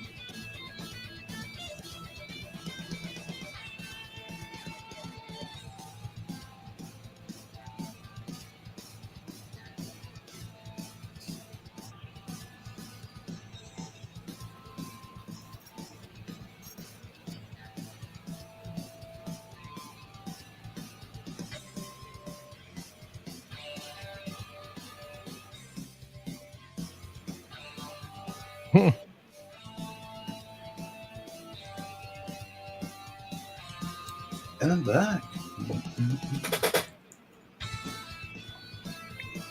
Oh, welcome back. Yeah, and there's also Beacon that's supposed to be re-recording. I think he forgot to. Am I right, Beacon? Or Beacon fell asleep?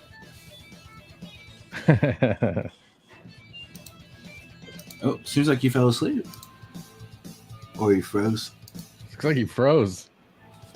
Yep. At least he answered. Yep. Yep.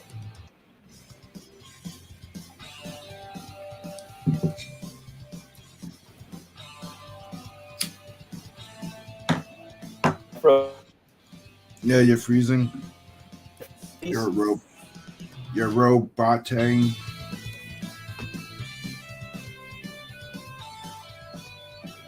Tomo arigato. Still-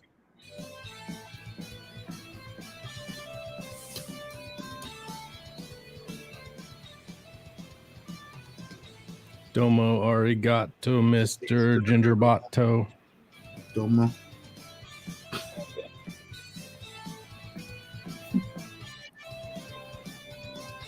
He's been coloring those cybernetic armor for so long, he's turning full robot.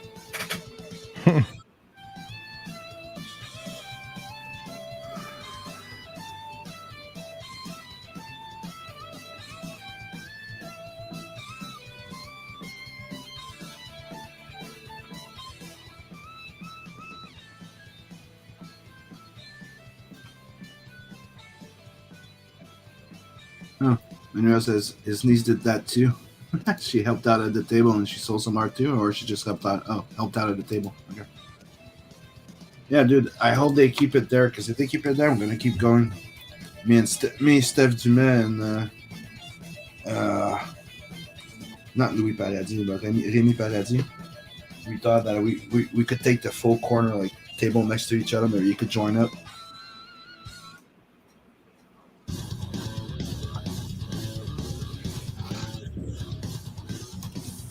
The cool kids area.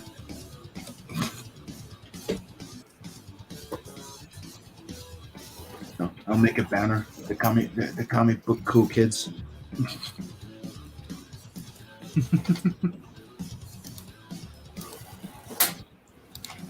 Oh, sweet. So isn't this too?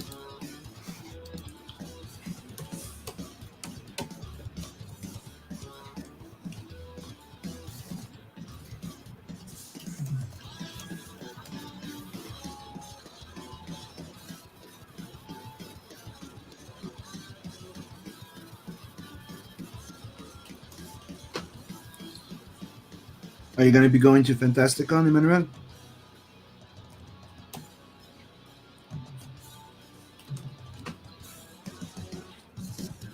I haven't been there in like about a bit more than 2 years, I think.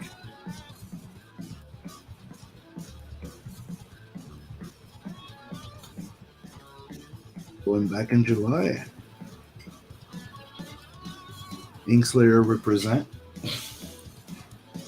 Gonna get a new banner then.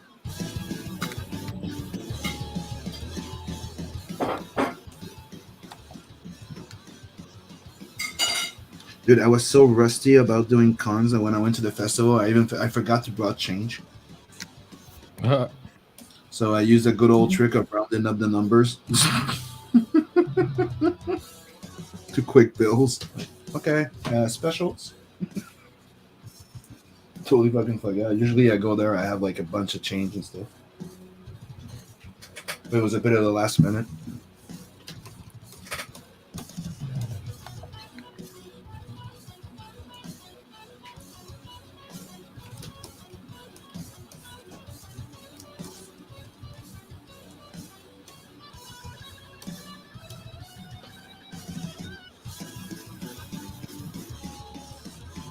And it's also a free event, so it's fun. People don't pay to go. So they're not spending all their money on entry. They're spending it on art. Yep. That's why I like it. And before it was just the location, and dude, every time you go there, it's hot as hell. And imagine being stuck in a tent, like a closed tent, instead of just like a little like parasol or something. Like right there, it's an open tent, or there was like a closed tent, like I said, like the circus. You would call it a fucking parasol. You stay under a parasol? You mean an umbrella? No, umbrella is small. Parasol is bigger. Sure. Oh man, educate yourself. Fuck. Fucking hell.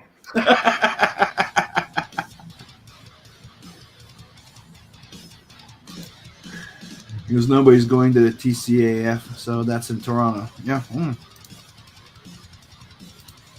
I should probably check into it soon.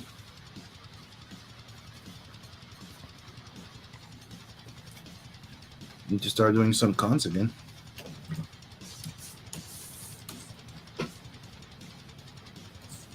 It's just, there's some of them that, dude, Fan Expo is fucking expensive, but it's huge as fuck. But Comic-Con now, the tables are like $450 just for the artist alley. I'm like, ouch.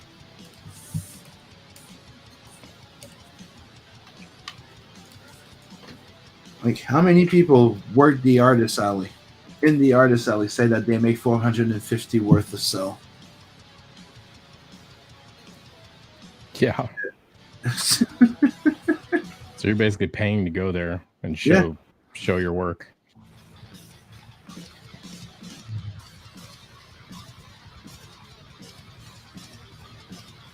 But Fan Expo is Fan Expo, so it's freaking huge. And I think they charge the same price, but it's It's bigger. It's bigger than Comic Con. Actually, here, but it's like your, San Francisco Comic Con could be the San Francisco? You mean San Diego? San Diego, yeah. Hmm. It's like it's the biggest in the freaking country. Like all the big companies are there.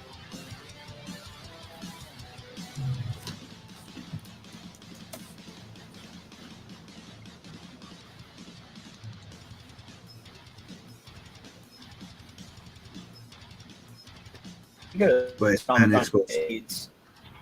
The what? If you go to a San Francisco Comic-Con, you're going to get AIDS. Hmm. I think that's on the flyer, actually. Do I have the Robo AIDS again? Is that a guarantee? Most likely, yeah.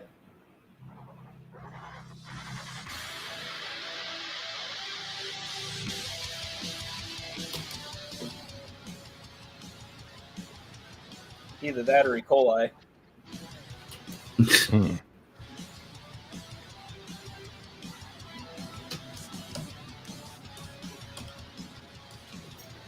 And a good time was had by all.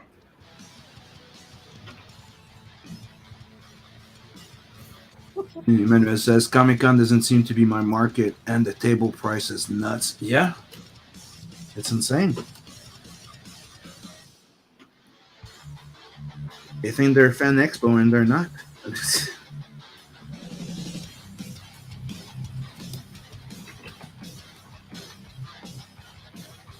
Why do you think I was working to build a competition called Fantasticon? I'm happy they're still going.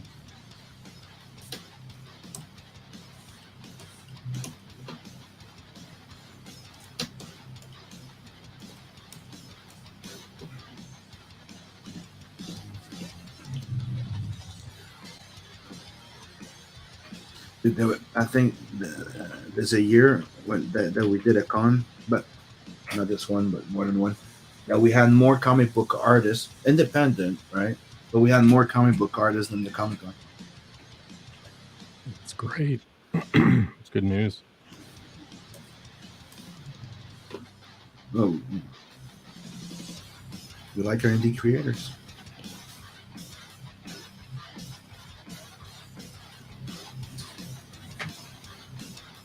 And I always said, like, I love cosplayers. You should. They shouldn't be your star of the show unless it's a cosplayer show.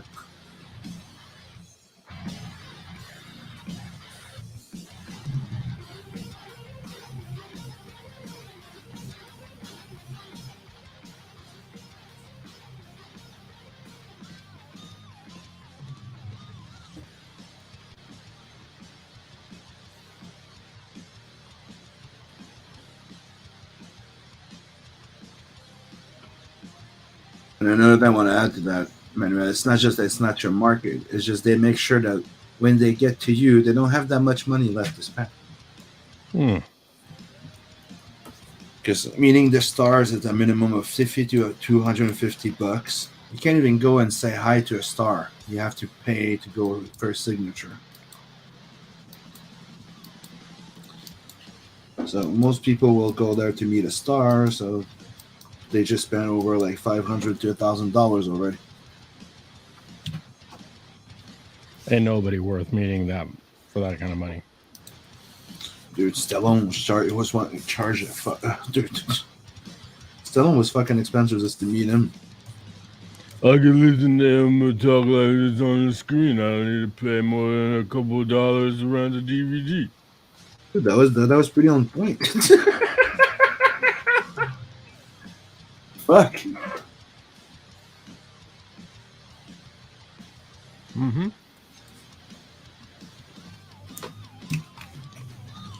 That was good. Been practicing a lot? Mm-hmm. In the mirror.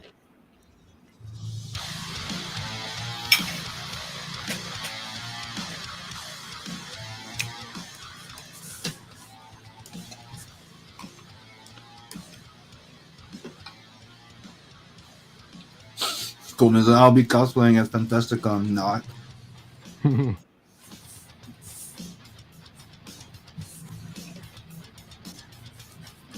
like I said, there's no problem with cosplayer. They're freaking awesome. It's just that you treat them like the star of your show for a Comic Con, and I don't get it.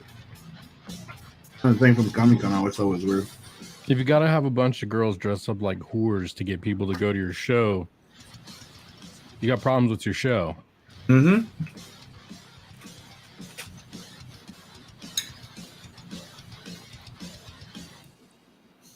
Not that I don't like whores.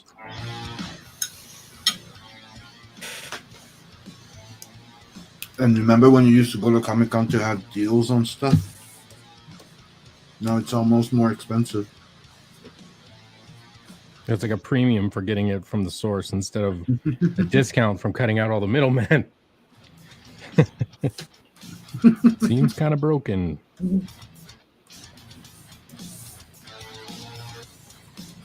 It's the only industry where you go factory direct and you get charged extra.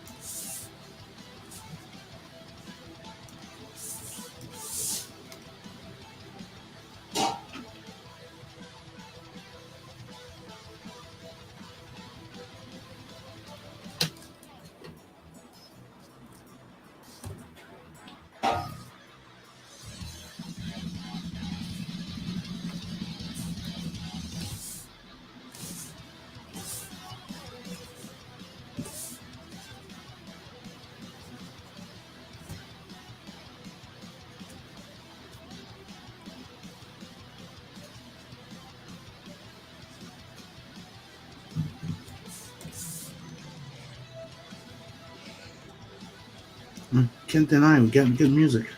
There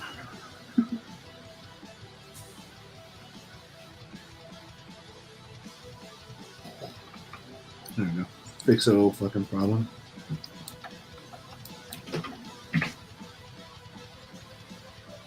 And if you weren't there before, that's a story for Tales from an Adversary.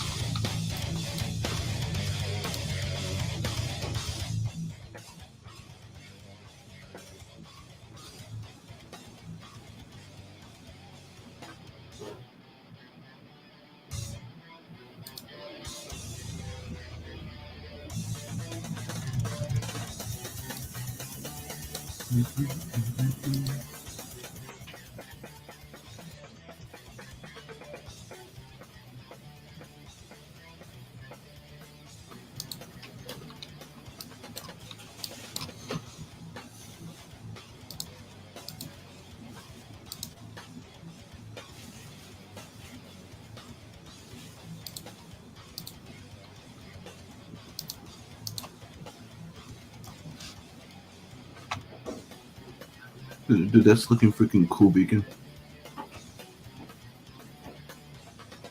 Yeah. It's like he's in full architect mode now. A very intricate little. Yep. Yeah, so they're designing the layout. I'll turn off this so you can see the. This is the house that Hiko is going to be moving into for issue 3. More talked and view than yesterday's picture, but it's also the layout that they'd have in these sort of samurai houses. But you got the family section all the way in the back here. A wall here that divides it off from the main house, main rest of the place. A study and 3 guest rooms, then a meeting room up front.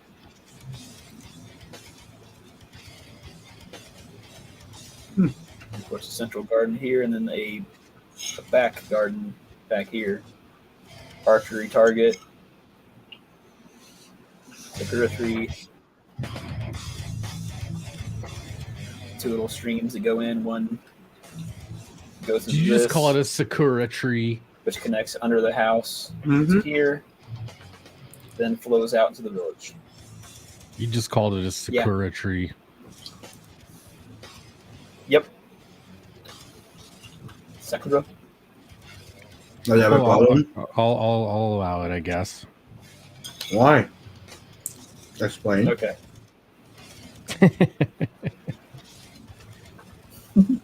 Elaborate on that comment.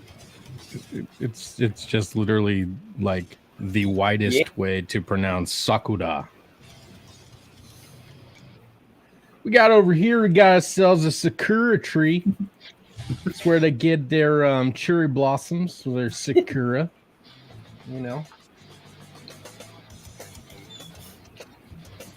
What's funny is I've been doing a lot of research into like Japanese stuff, like the architecture and all that. Mm-hmm. I'll find some videos of these guys study this stuff for years. What was it? What was one word they pronounced wrong? They'll be like Onaigiri or something like that. It's like, oh god, you guys are studying this stuff and you get it wrong. And another thing I'll say, Beacon. So, how does it feel to be, ridiculized for your accent?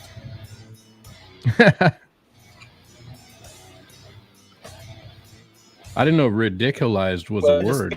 Ridiculous. No, yeah. Another for English thing. Fuck you.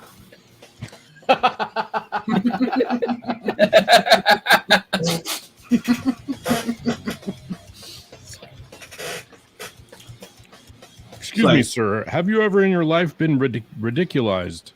Never.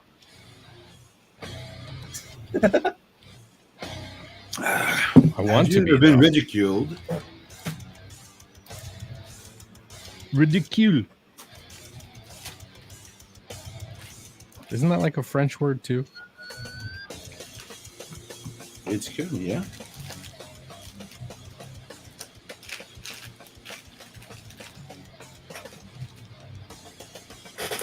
You know, it's kind of weird. A lot of your words sounds French too. You know, you lose a lot of French size. Because we make them fucking better, bro.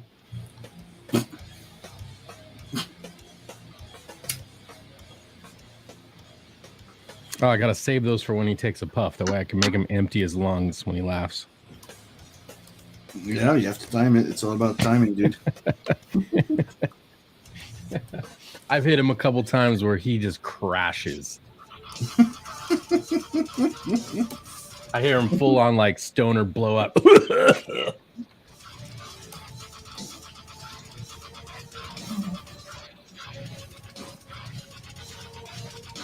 When the ridiculed becomes radicalized, it's called ridiculized. There you go. Mm. Thank you, Coleman. Mm-hmm. Mm-hmm.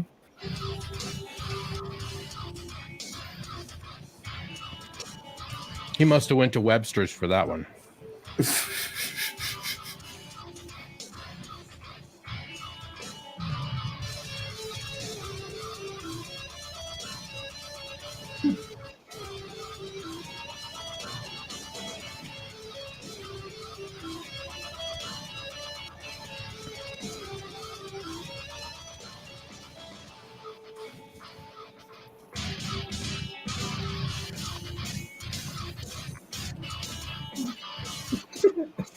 Coleman says, no.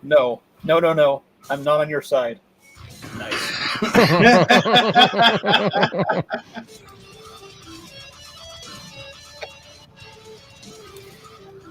I don't know. Sound like you were.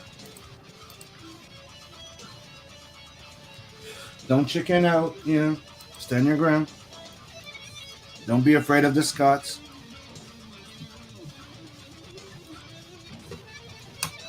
Don't put up with any of that merde. He's also just 5'8". You're good.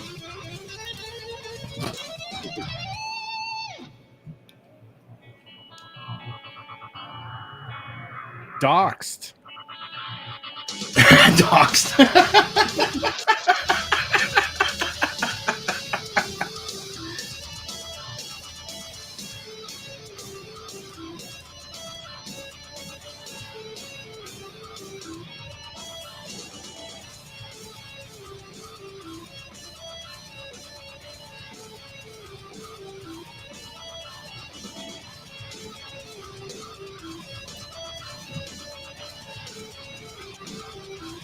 Oi.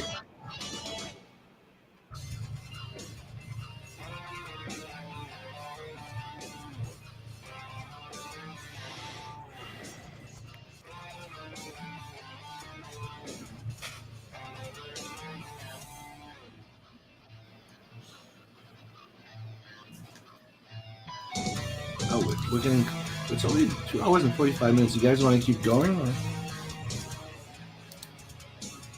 A little while longer. Up to you. Yeah, I could go a bit more. I How should about you, probably Beacon? eat. Oh, me and Scotsman were eating at the same That's time. We're kind of cheating. Yeah. We take 2 seconds, take a few bites. My wife who brought me a plate, so It's not my wife who, it's my kid food.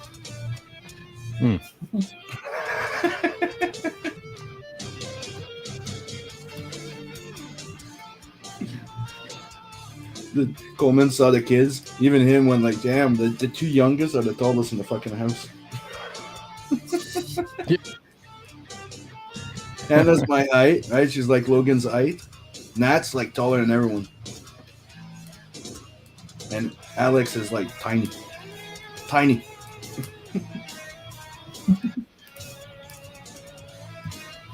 That's why I nicknamed her Mini Me.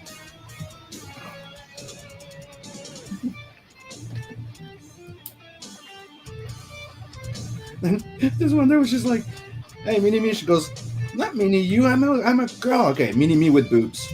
Just go seriously, Sim.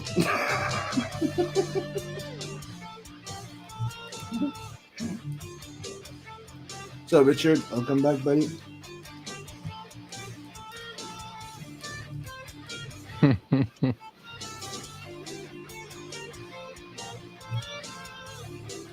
Sim and Sim later that day.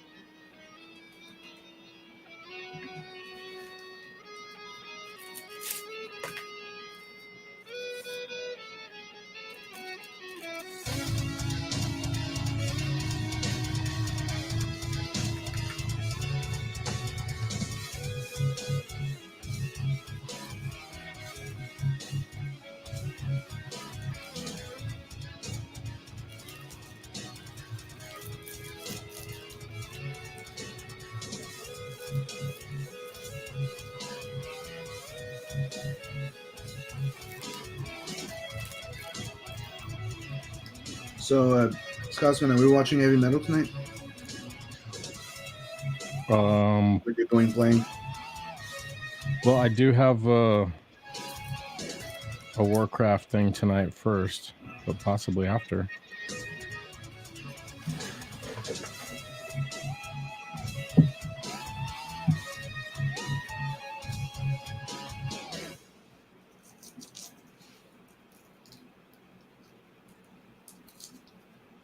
Did you watch the season 3 of Love, Death, and Robots? No. It's pretty good. The season 2 is like they went a bit woke and it's weird, but the season 3, there's actually a sequel of remember that episode with the robots with the cat? Oh yeah. Yeah, there's a sequel to it.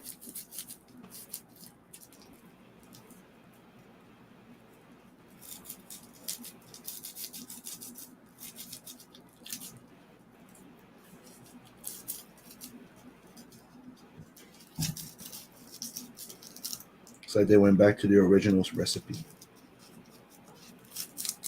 Good.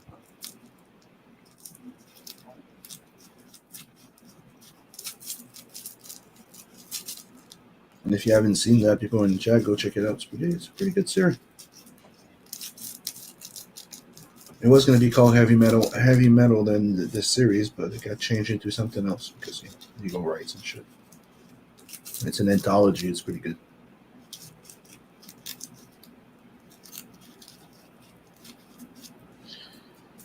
Thought the yogurt episode was pretty goddamn funny.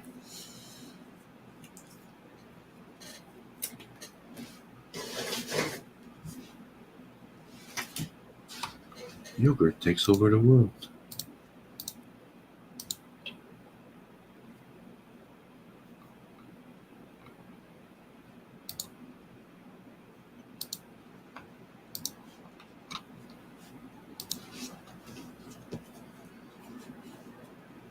Well, let's reset the music.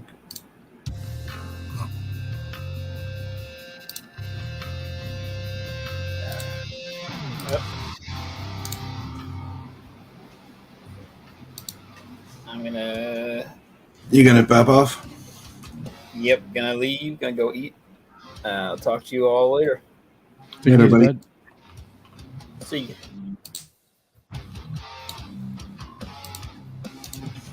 And then there were two. And we have to do it. Oh, dude, that guy, right? It was a little too orange. You know what I mean? Now it's like kind of balanced.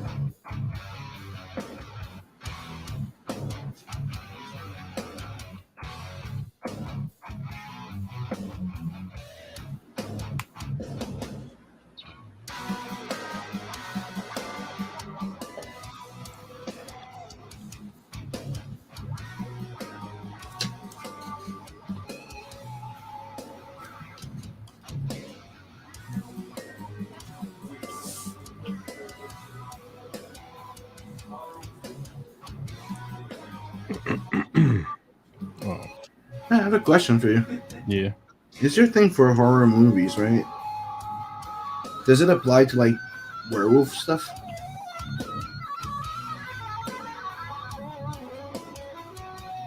Like, are you able to watch like werewolf movies or something like that? Or it's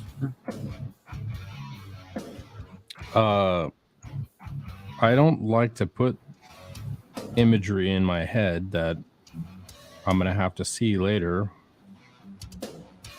So yeah, but that's what I'm no. asking. Because sometimes you have like certain limits, like like you can watch gore and dread, right? Somebody getting a shot face off. So I'm wondering if like a werewolf story that's a bit like of a comedy, like American Werewolf in London, would be something you would watch, or it's something yeah.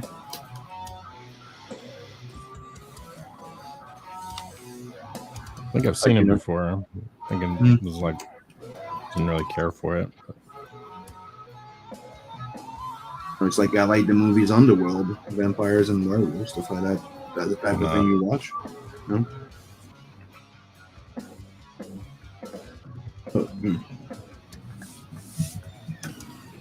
Like I don't need to waste my time with watching shit that's gonna put fucking weird images in my head, or there's just too many good movies with good stories to waste my time with it.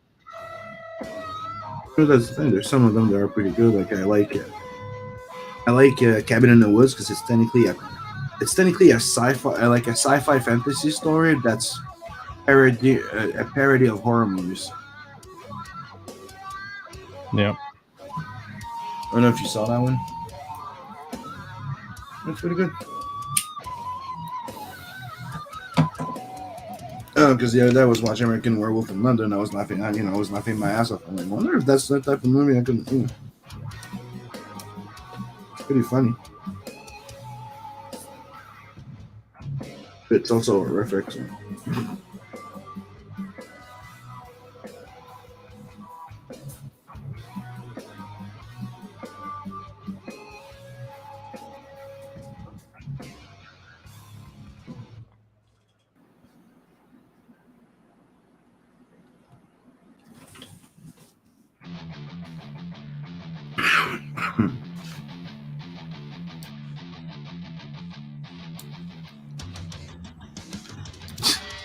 You send the link and there shall be 3 again unless you're scared.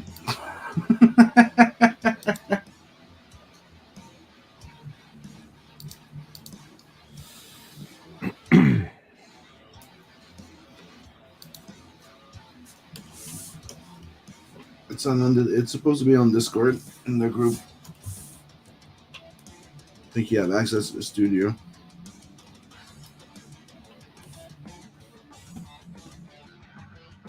Which Discord?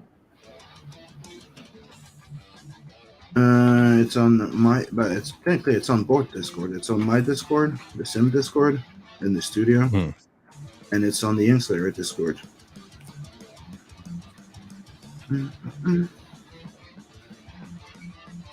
So you can find the link on the Inkslayer and Twitter, right there in the description.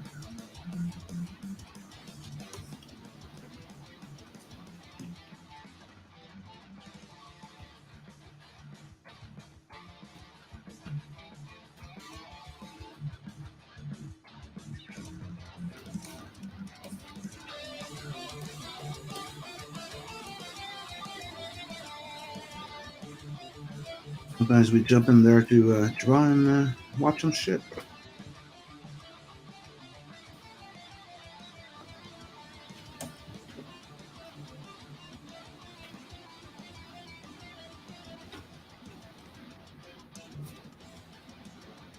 We also have crazy hours. I've been paring mine back lately. I've been doing pretty good. Getting to bed earlier.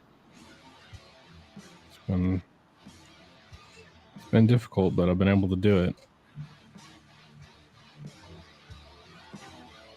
Same here. That's why you don't see me in there like in your time until past 6 in the morning, like before. Because you're like 3 hours behind me. So for you, 3 a.m. and 6 a.m. for me. I'm like,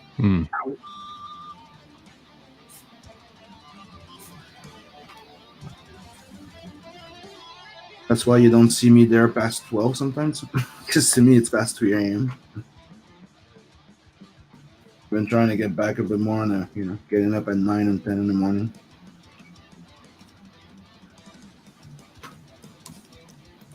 It's really better. Mm-hmm. It's healthier for you. Yeah, I'm trying to be more careful about it too. I'm not a 25-year-old pup anymore.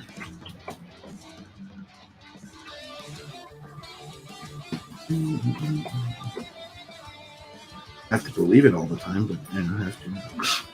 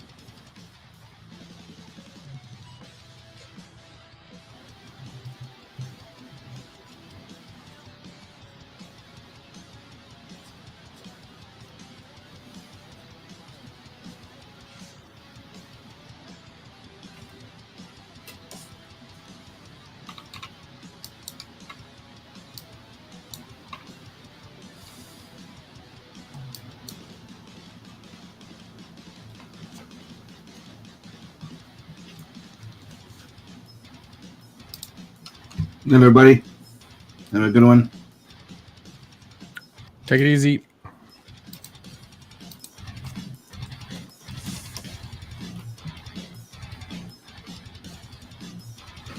And obviously, Richard, by the way, I'm not going to send you a link if you're going to threaten me.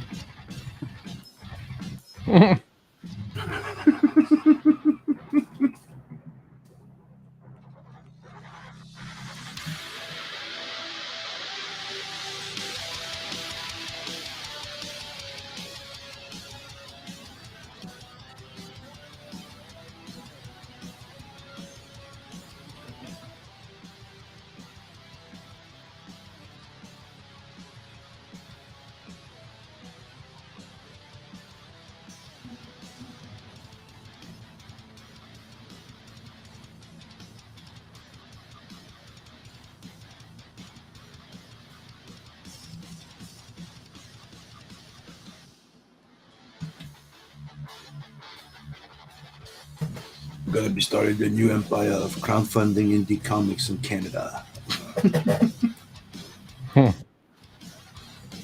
Just kidding. Oh, it's fun.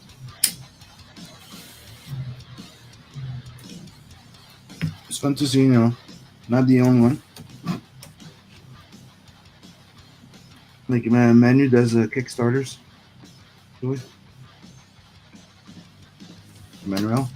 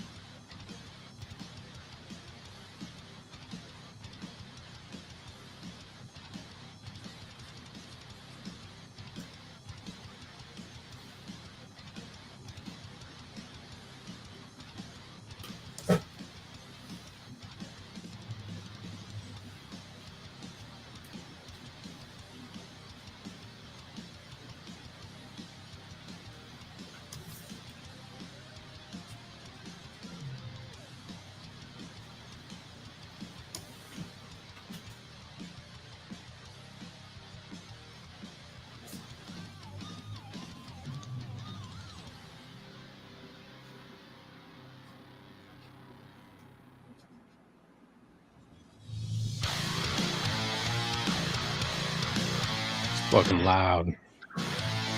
You think it's loud? It got really loud all of a sudden.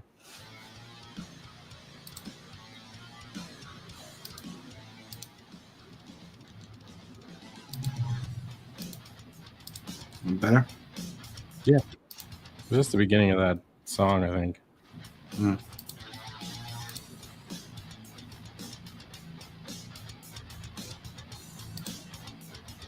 I got outside to the neighbor's Wi-Fi. It looks great. Pop's dog.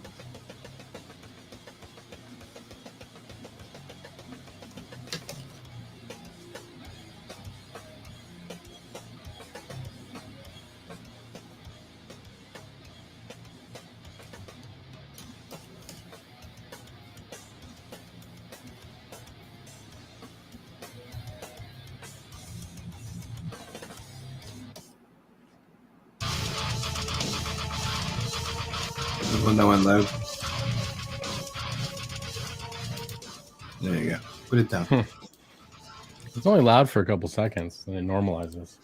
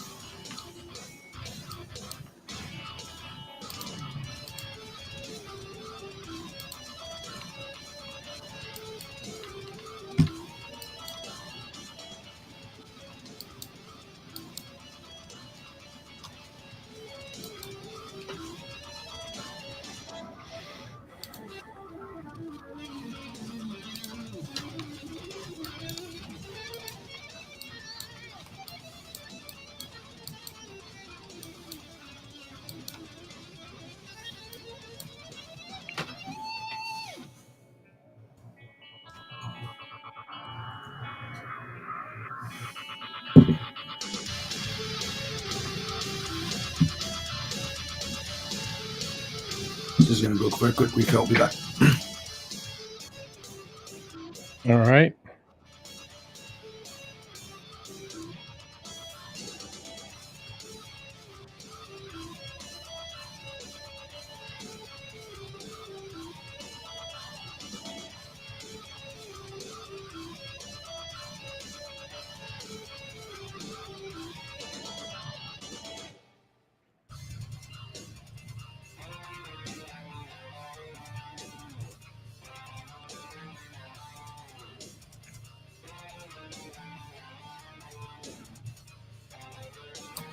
And I'm back.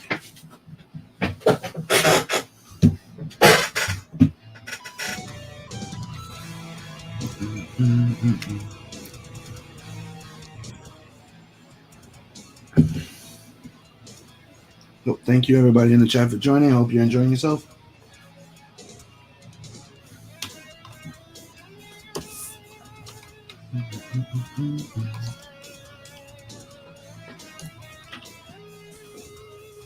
Indeed.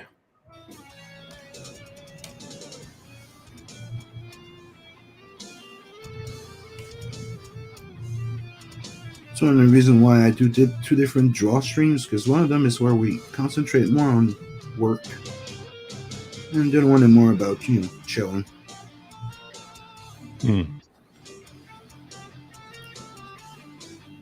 One's more about, chilling with the chat and doodling, while this one's more about we're working, and we might not talk that much. But we like to take puns at each other and jabs and shit. Sometimes it's entertaining. Definitely.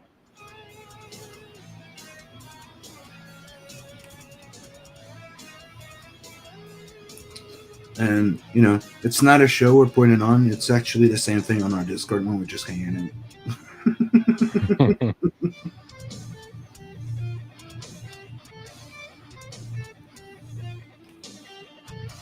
And we also like to improvise lines when we're watching movies just for the hell of it. It's true.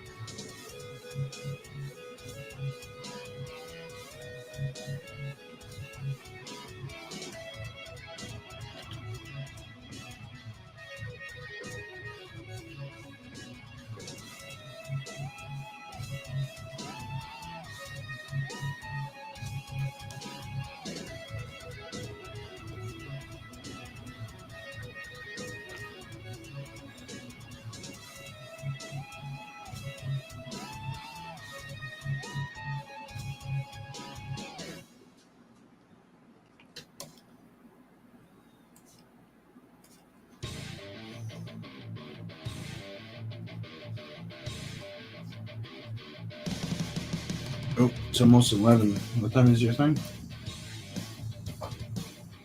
Dude, it's around 11, no? 11:30. For you? No, it's 8:30 for me. Okay, so yeah.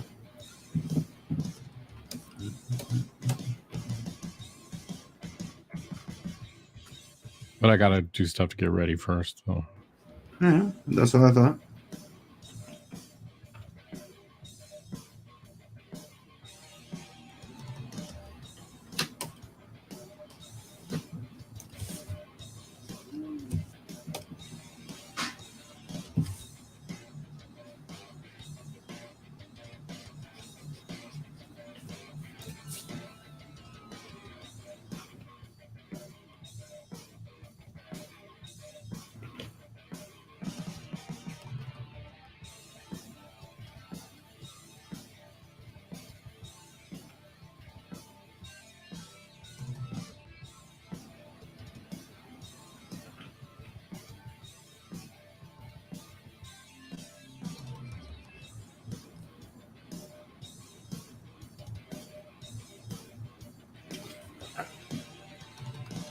This is Nat's first gun. So, yeah, and that story, you're going to see what happens to it. Why you change gun in the next story. And tells him never swim.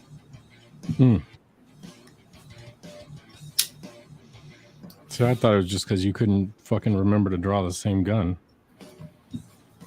No, he has 2 different guns. I was like, why do you keep drawing his gun different? The first one is the one with the technically like the you could say the explosive charger at the bottom. Remember from Remember the Name? And then after that, when you got to the Blood Brother part, he had the second gun, and you've seen the third one already. The one with the Yes. yeah.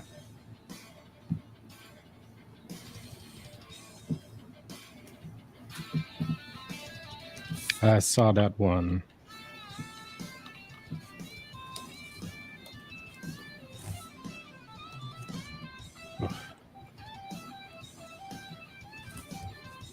Remember the cover with the robot on? Mm-hmm. That's the third one.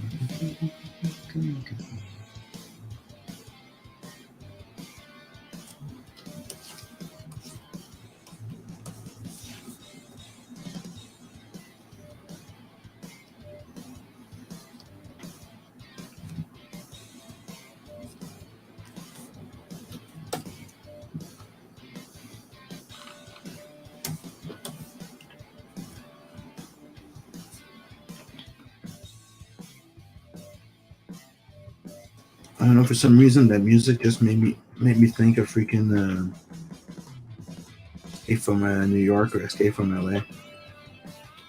Kind And it's like, oh of like whenever he was riding the wave. yeah.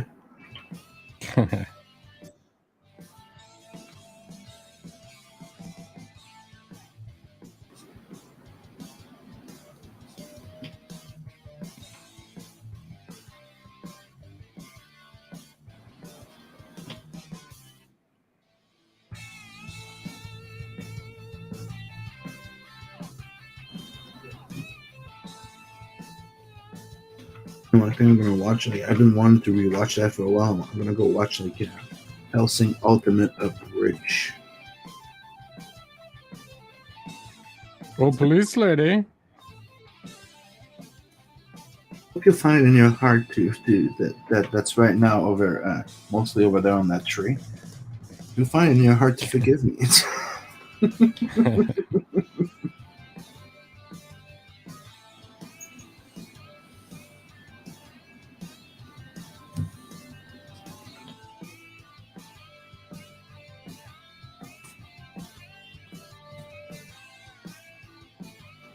I love that dark sense of humor. If you read my stuff, you know. Yeah.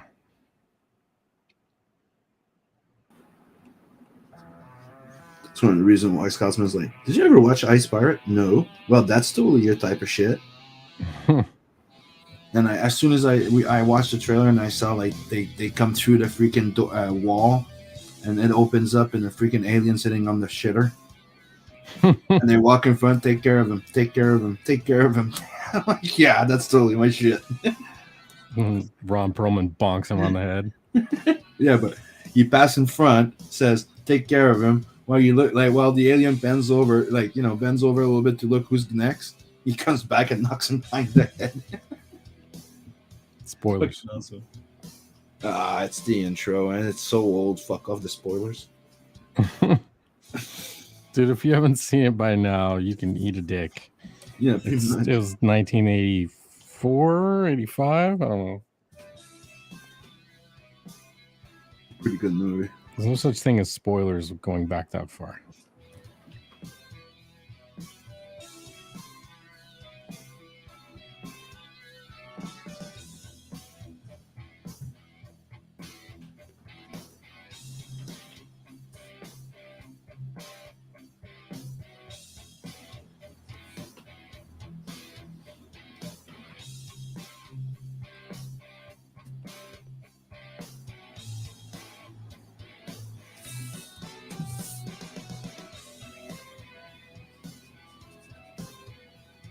See that song? It sounds so much like John Carpenter type of thing, right? Actually, you don't know. You probably don't know much John Carpenter. He does a lot of horror, but he's the one that does Escape from LA, New York.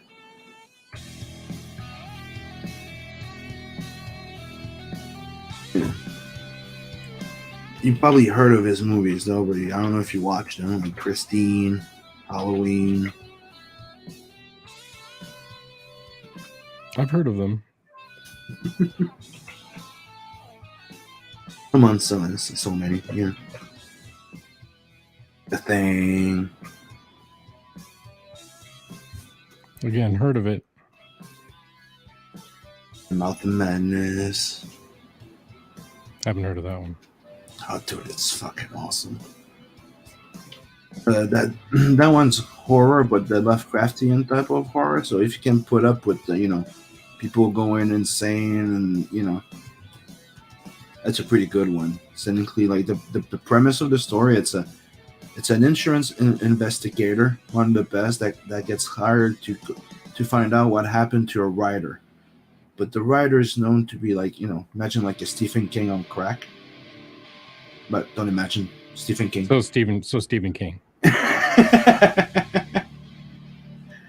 But the thing is, everything you read, like if you read, like everything, when you read the novel, things comes to life for you, comes real, type of thing. It's fucked up. Sam Neill in the lead. It's pretty goddamn good.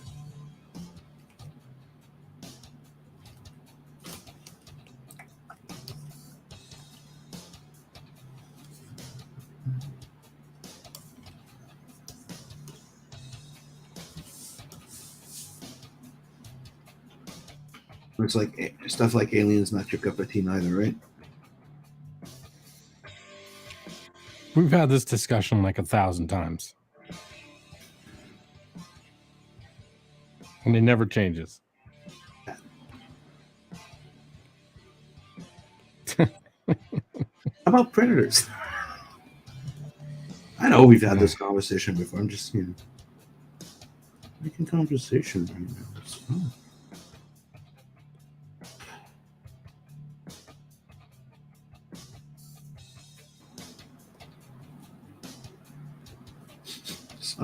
Sorry for carrying.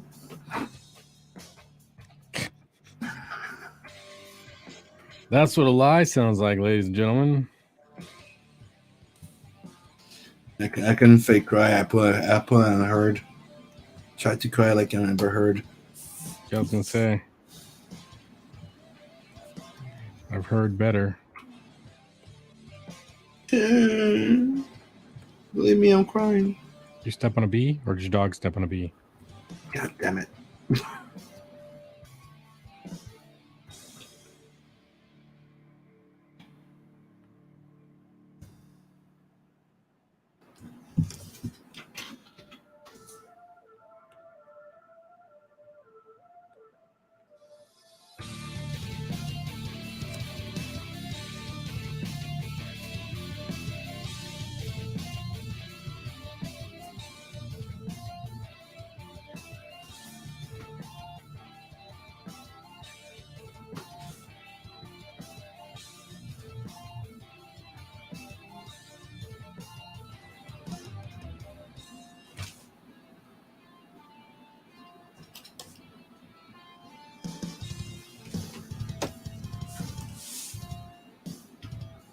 They Live. Yeah, I love that one. But Daddy can watch. He likes that. He really likes that movie. That's what I'm saying. It's the line is very thin for him. What can be horror or not sometimes. Well, They Live is fucking awesome. That's another one that Carpenter did.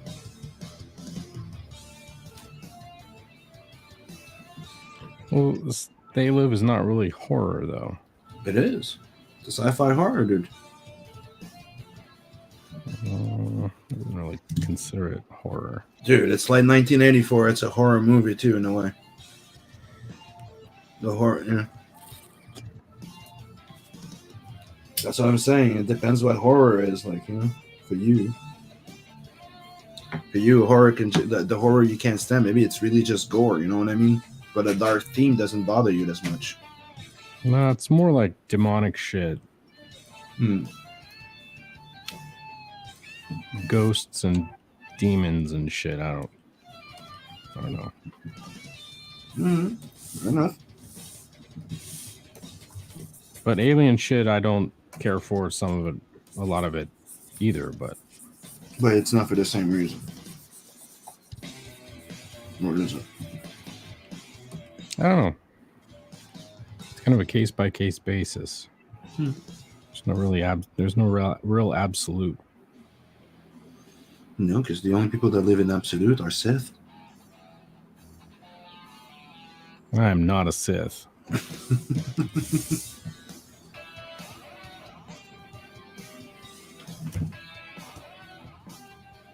I am orange, not red.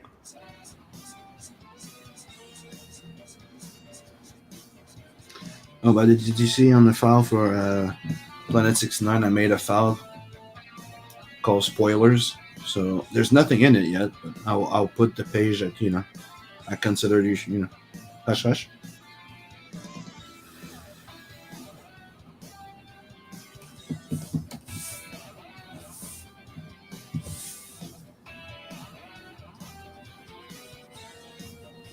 There's nothing in there so far. So.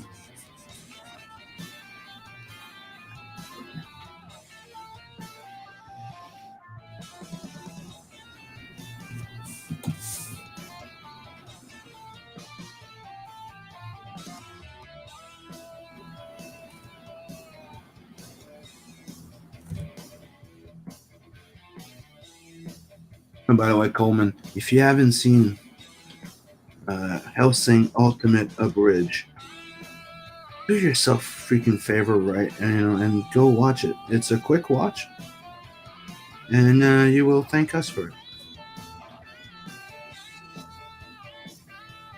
And it on YouTube by Team 4-Star.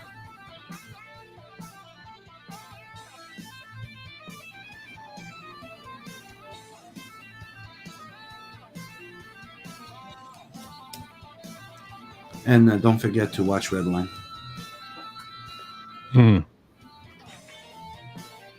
So you're a car guy. Watch Redline.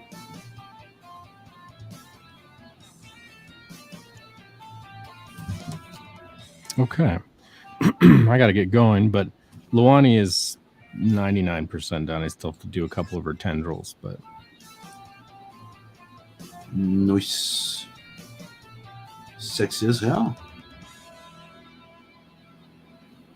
yeah. Looking good, buddy. Well, people, don't forget to sub, like, and share. See you all next weekend. Don't forget to go show some support to Tales from None 2 on Indiegogo. Soon I will be launching a Kickstarter, and don't worry, everything unlocking there, you'll get it too. And if you want double the rewards, like both places, everything will be doubled. Mm-hmm. Thank you all for coming, and have a good night.